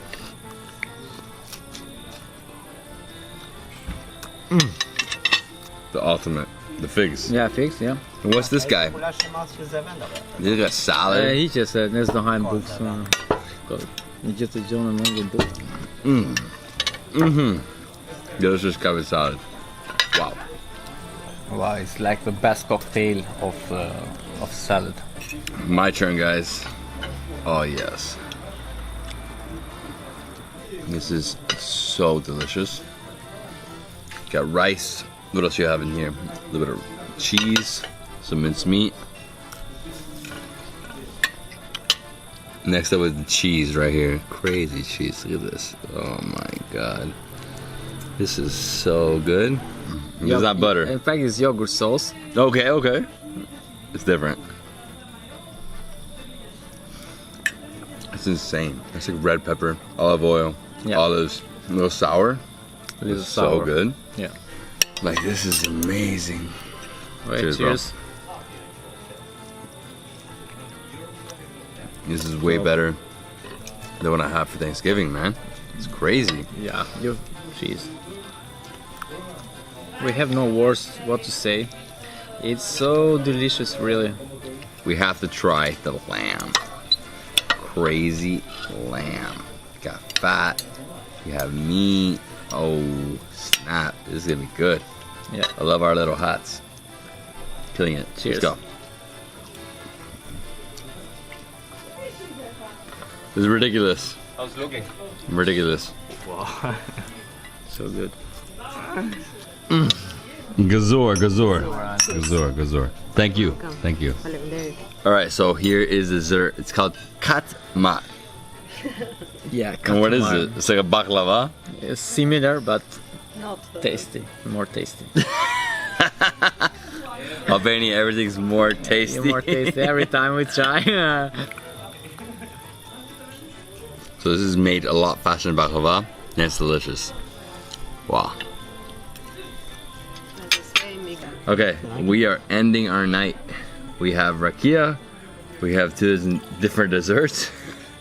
It's like ice cream with a few different textures inside. And then they also have, I guess, like some syrup of raspberry, marmalade? Cherry, marmalade of cherry? Yeah. Crazy. Ferrat is famous for his cherry. Yes? Oh yeah? Yeah. Yeah. Alright guys, so we had an incredible experience at the winery in, which town is that? It's a Roshnik village. Roshnik village. It's like 25 minutes away from Burek. Yeah, Okay. exactly. And this area is known for their wines. Incredible wines. Some of the best wines in all of Albania. Also olives. So olive oil, olives, the best. Yeah. What was the name of the winery? Alpeda Winery. Alpeda Winery. Sorry guys, it's complex with the names. They had so many good They had so many good wines, but the rakia was like non-stop. Like non-stop. We tried like 5 rakias. It was exactly 7. Oh god. Yeah. 7 rakias. 7 rakias. Plus like 3 here. So 10 rakias. 10 rakias today. And then we came back here to Castle Hotel in Berat, and we had a feast. So we saw a process how to make 2 different dishes. Yeah. We tried rakia, we tried wine. Yeah. And the music. And the music, yeah. exactly. Are we gonna do it? We're gonna do it? We're gonna do it? Yeah. Yeah, let's go. What are we gonna see? What are we gonna do? So we are going to see, to check from close the architecture of Ottomans. So when they built the houses, so you'll see they built a very, very interesting architecture. So with the first floor in stone and second floor in wood, that creates a natural air condition. So it was during the winter was warm, during summer it was cool. So let's go and check. So we have some details about the Gorica Bridge. So first it was mentioned by Evliya Çelebi, which was a famous traveler from Turkey. So he came here and he first mentioned the bridge of Gorica in 17th century. But we have documents that this bridge ended in 18th century. Wow, this is like stepping back in time right here. Exactly. Oh, it's like going to the 18th century. Wow, look at this. Stones. Some of these houses are abandoned, obviously. Some are still people living in it. This one's like in rubble. The houses were, the roads, the streets were built for donkeys because they never imagined that they'll have cars one day. So the donkeys come here with to transport things, and that's why the narrow of the roads are perfect. So it's an uphill walk, right? And here, the area changed completely. There's like a beautiful guest house from the outside called Guest House Hostel Burek. Gorgeous, I love it. It feels like really Mediterranean feel, you know? Like Mediterranean mixed with Ottoman. It also reminds me of Çanakkale. Çanakkale is like an Ottoman town outside of Bursa, Turkey. Very similar. Obviously, Ottomans, that was the Ottomans, I think, first capital, right? Bursa. And this is just a prime example of Ottoman architecture in Albania, 15th century. These are typical traditional houses. In past Albanians, they live all together. So they were brothers and cousins, they're living all in one building. So you have here a few entrances, and every entrance has a family. Now they have renovated, but because you are in UNESCO, they have to renovate in the same style in wood, the gates, main gates. This is an old one, looks like hobbit houses. Not in fact the typical architecture, but they make it not very, very large, because when you enter the house you have to bow down to the family. So you can see I'm not very tall, but you can see my head is on it. So you have to bow. So when you go inside, you have to bow. Okay, cool. Yeah, I mean, this is beautiful. So this obviously has all been renovated. That plaster, but over here you see some of the stones, right? On this side of the building. So this side, all original stone. Over here it's a little different because they've renovated, you know, many centuries. These stones don't last forever. You have to keep fixing up the houses. And right here we have 1, 2, 3, 4, 5 different houses in one block. And right here we have a really, really old door. It's like literally falling apart. Come here, let me show you. So here, oh, this is actually somebody's house, but the door is like falling apart. Sorry. And then here, the lock, right? So she locks it at night. Really nice. Let's keep going. Well, David, yeah, look at this church. So we have here a 19th century church, which actually is closed, but in this area we have a lot of churches from 17th to 19th century. I've been maybe 50 times, but we go usually on the castle and Mangalemi. This is not very popular area, but anyhow, since we are together, we'll like see everything. This is the one that's less touristic, this side. The other side, under the castle, has way more tourists, probably more restaurants, exactly, more of everything, guest houses, etc. But this is still very beautiful, authentic, less touristic. I mean, we're here, we have time, let's explore it. But it's more real architecture connecting with the past than that side. And right across the river, we have the other neighborhood. What's the name of the neighborhood? Mangalemi. Mangalemi. Mangalemi. Yeah, this side is super local. Over there, you already see it. See a few hotels, restaurants. I mean, it's really pretty though. Exactly. Like, it's really, really pretty. This whole area is gorgeous. And what I love about this area is there's so many things in terms of agriculture, wine, rakia. Here we have a steel bridge.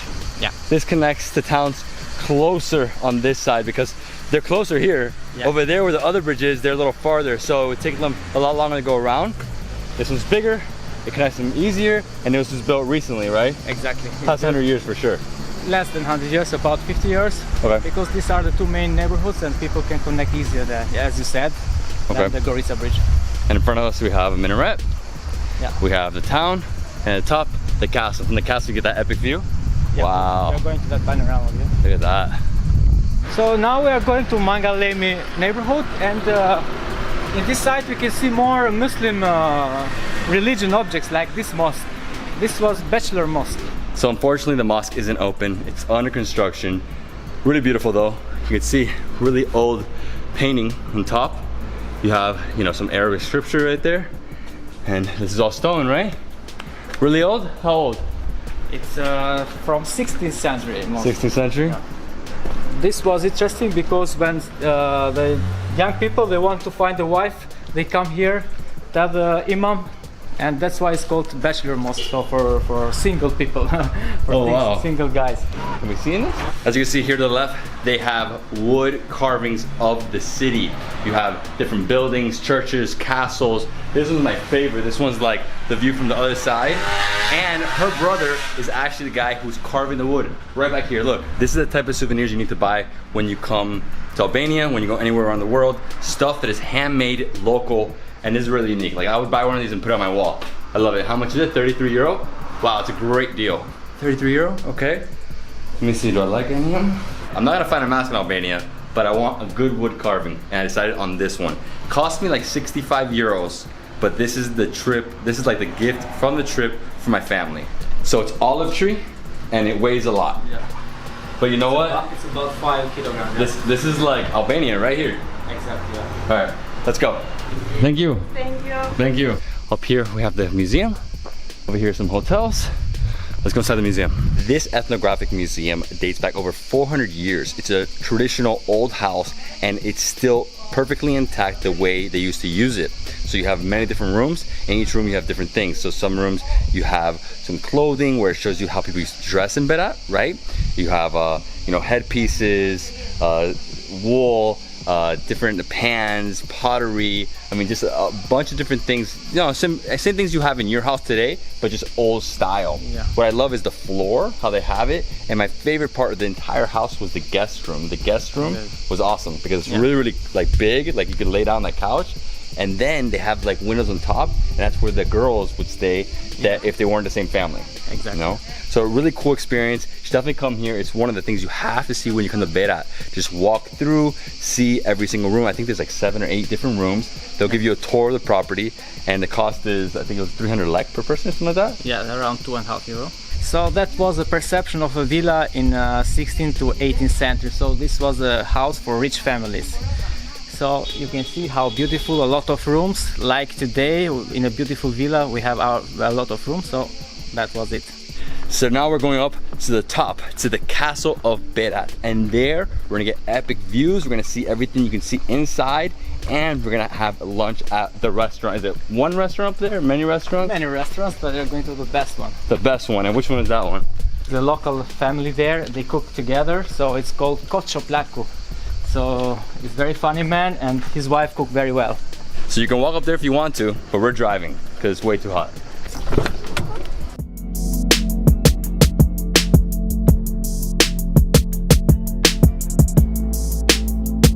And this is the castle of Berat. It dates back over 2,400 years. Well, obviously it was back in Illyrian times, and then it got renovated many, many more times as people came in, conquered, and they left, etc. So we are now going to enter inside the castle. So this is a map of the seat of the castle of Berat. So it's very easy to explain. So we are now here entering inside the castle. You can see all these buildings are different churches. So we used to have here 20 churches, but now we can see only 12 remains old, but still very beautiful inside.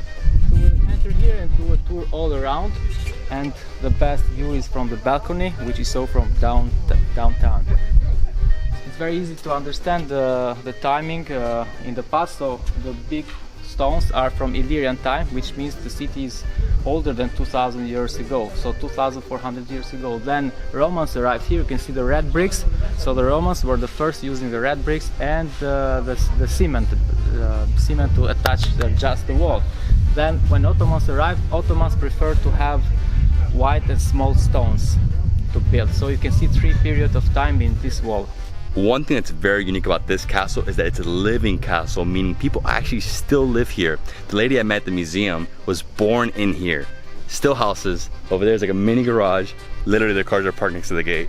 Awesome. So stones, stone walls, another house right here, right? Yeah. So cool, so cool. And you have souvenir shops, restaurants. Obviously they have to make a living here, so they started bringing commercial space, right?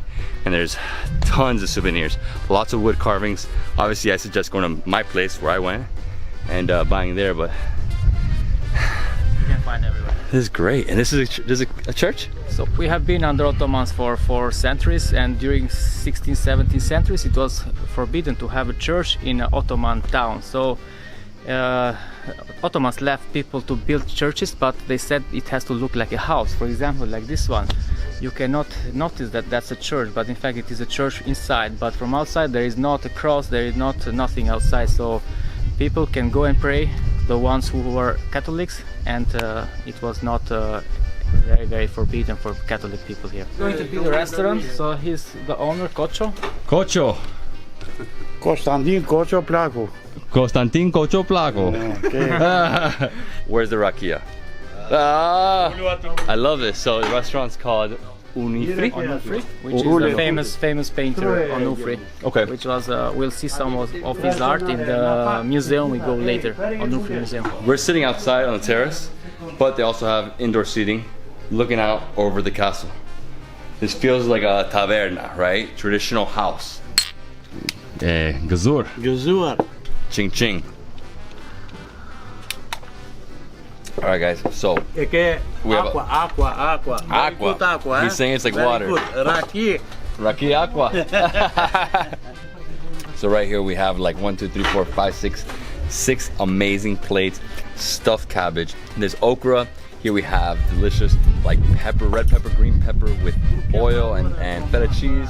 Here we have some beans, and he says like 3 more plates. So we have like 10 plates? 9 plates, 10 plates? All right, we have a straight up feast, local Berat food. We have a mixed salad here, peppers with cheese, oil, okra. Over here we have stuffed cabbage, looks amazing. Eggplant, cananoles, which are from here, so very different. We have some burek. Here we have some, I think this is like another burek, or what is this? Vosaka. Okay, vosaka. Over here we have a salad, traditional salad. Feta cheese, tomatoes, and cucumbers, onions as well. Over here we have chicken with rice. And then this is beans, my favorite. Questo lo migliore di tutto. Alright, so first thing we're trying is delicious beans. Look at this.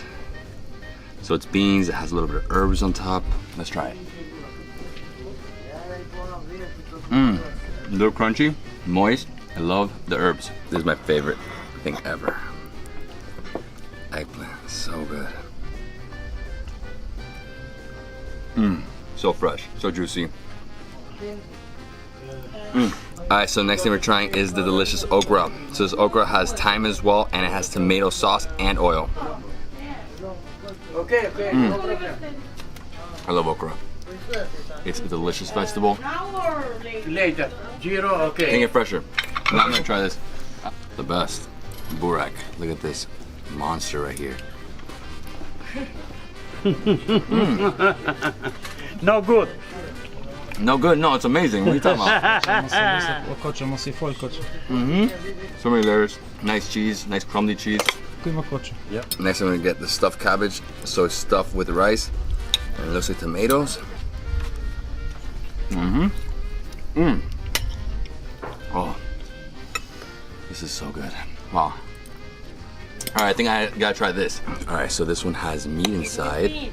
So it's meat, and it actually looks like a flaky dough, almost like the burek dough, right? Oh, I like this. So it's not so much meat, it's a little bit of meat. Wow. So it has minced meat, tomatoes, and cheese on top. Moussaka. This is basically lasagna, Albanian style. All right, let's cut this. Okay.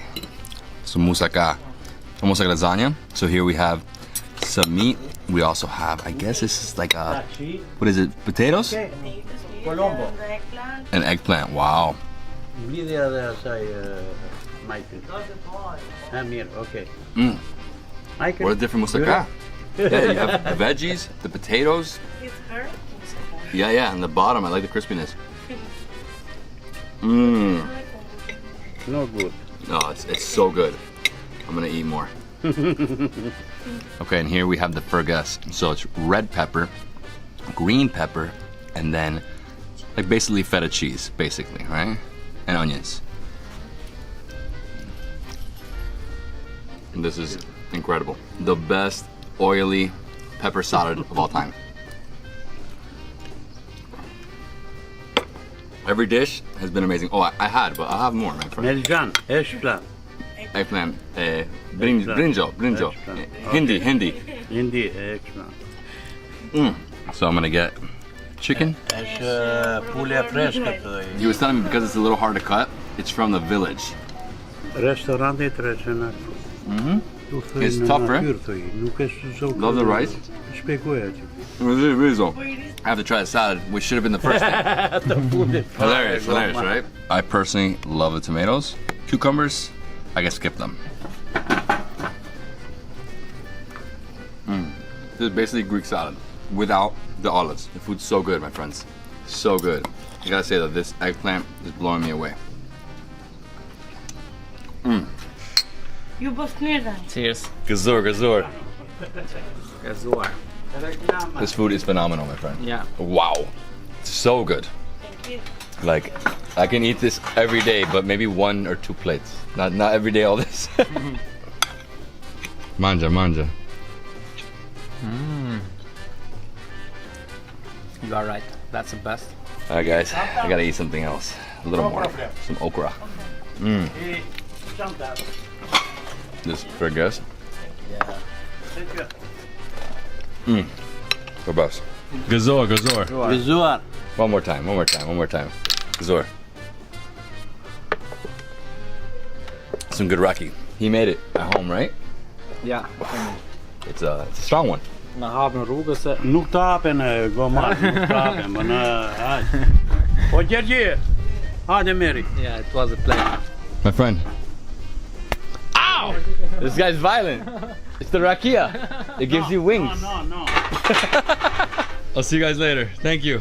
So next is the Onufri Museum, a famous painter. Onufri was very famous during 17th century, so he's the one who used a very unique red color in his icons. This was a church which was built in 18th century, but then later converted into a museum for icons of Onufri. So this area outside of the church is one of the best we have here in the Berat. So these are preserved frescoes from 1797. Courtyard frescoes, that's all we can film. We're not allowed to film inside. We should definitely come here when you visit the castle. Now let's go see the viewpoint of Berat. Let's go. And here we made it to the walls. You can see, you can easily fall. Don't fall, don't even come over here. Stay over there. I came over here to get some photos, because from here you get beautiful views of the city. There we have a church, there we have the hills, a lot of vines, a lot of vineyards in this area, beautiful mountains. We're gonna keep walking along the walls and we're going to the viewpoint. It's a big circle, right? And it's called a tabja. Tabja? Tabja is the tower. Oh, the tower? Yeah. Okay. The defense tower, watching tower, so it was to check the enemies when they're coming. And this is the watchtower. Wow, so was it higher? It was taller? No, it was like this all the time, so but here you can have the best view of the 1,000 windows. So from here you can notice the 1,000 windows.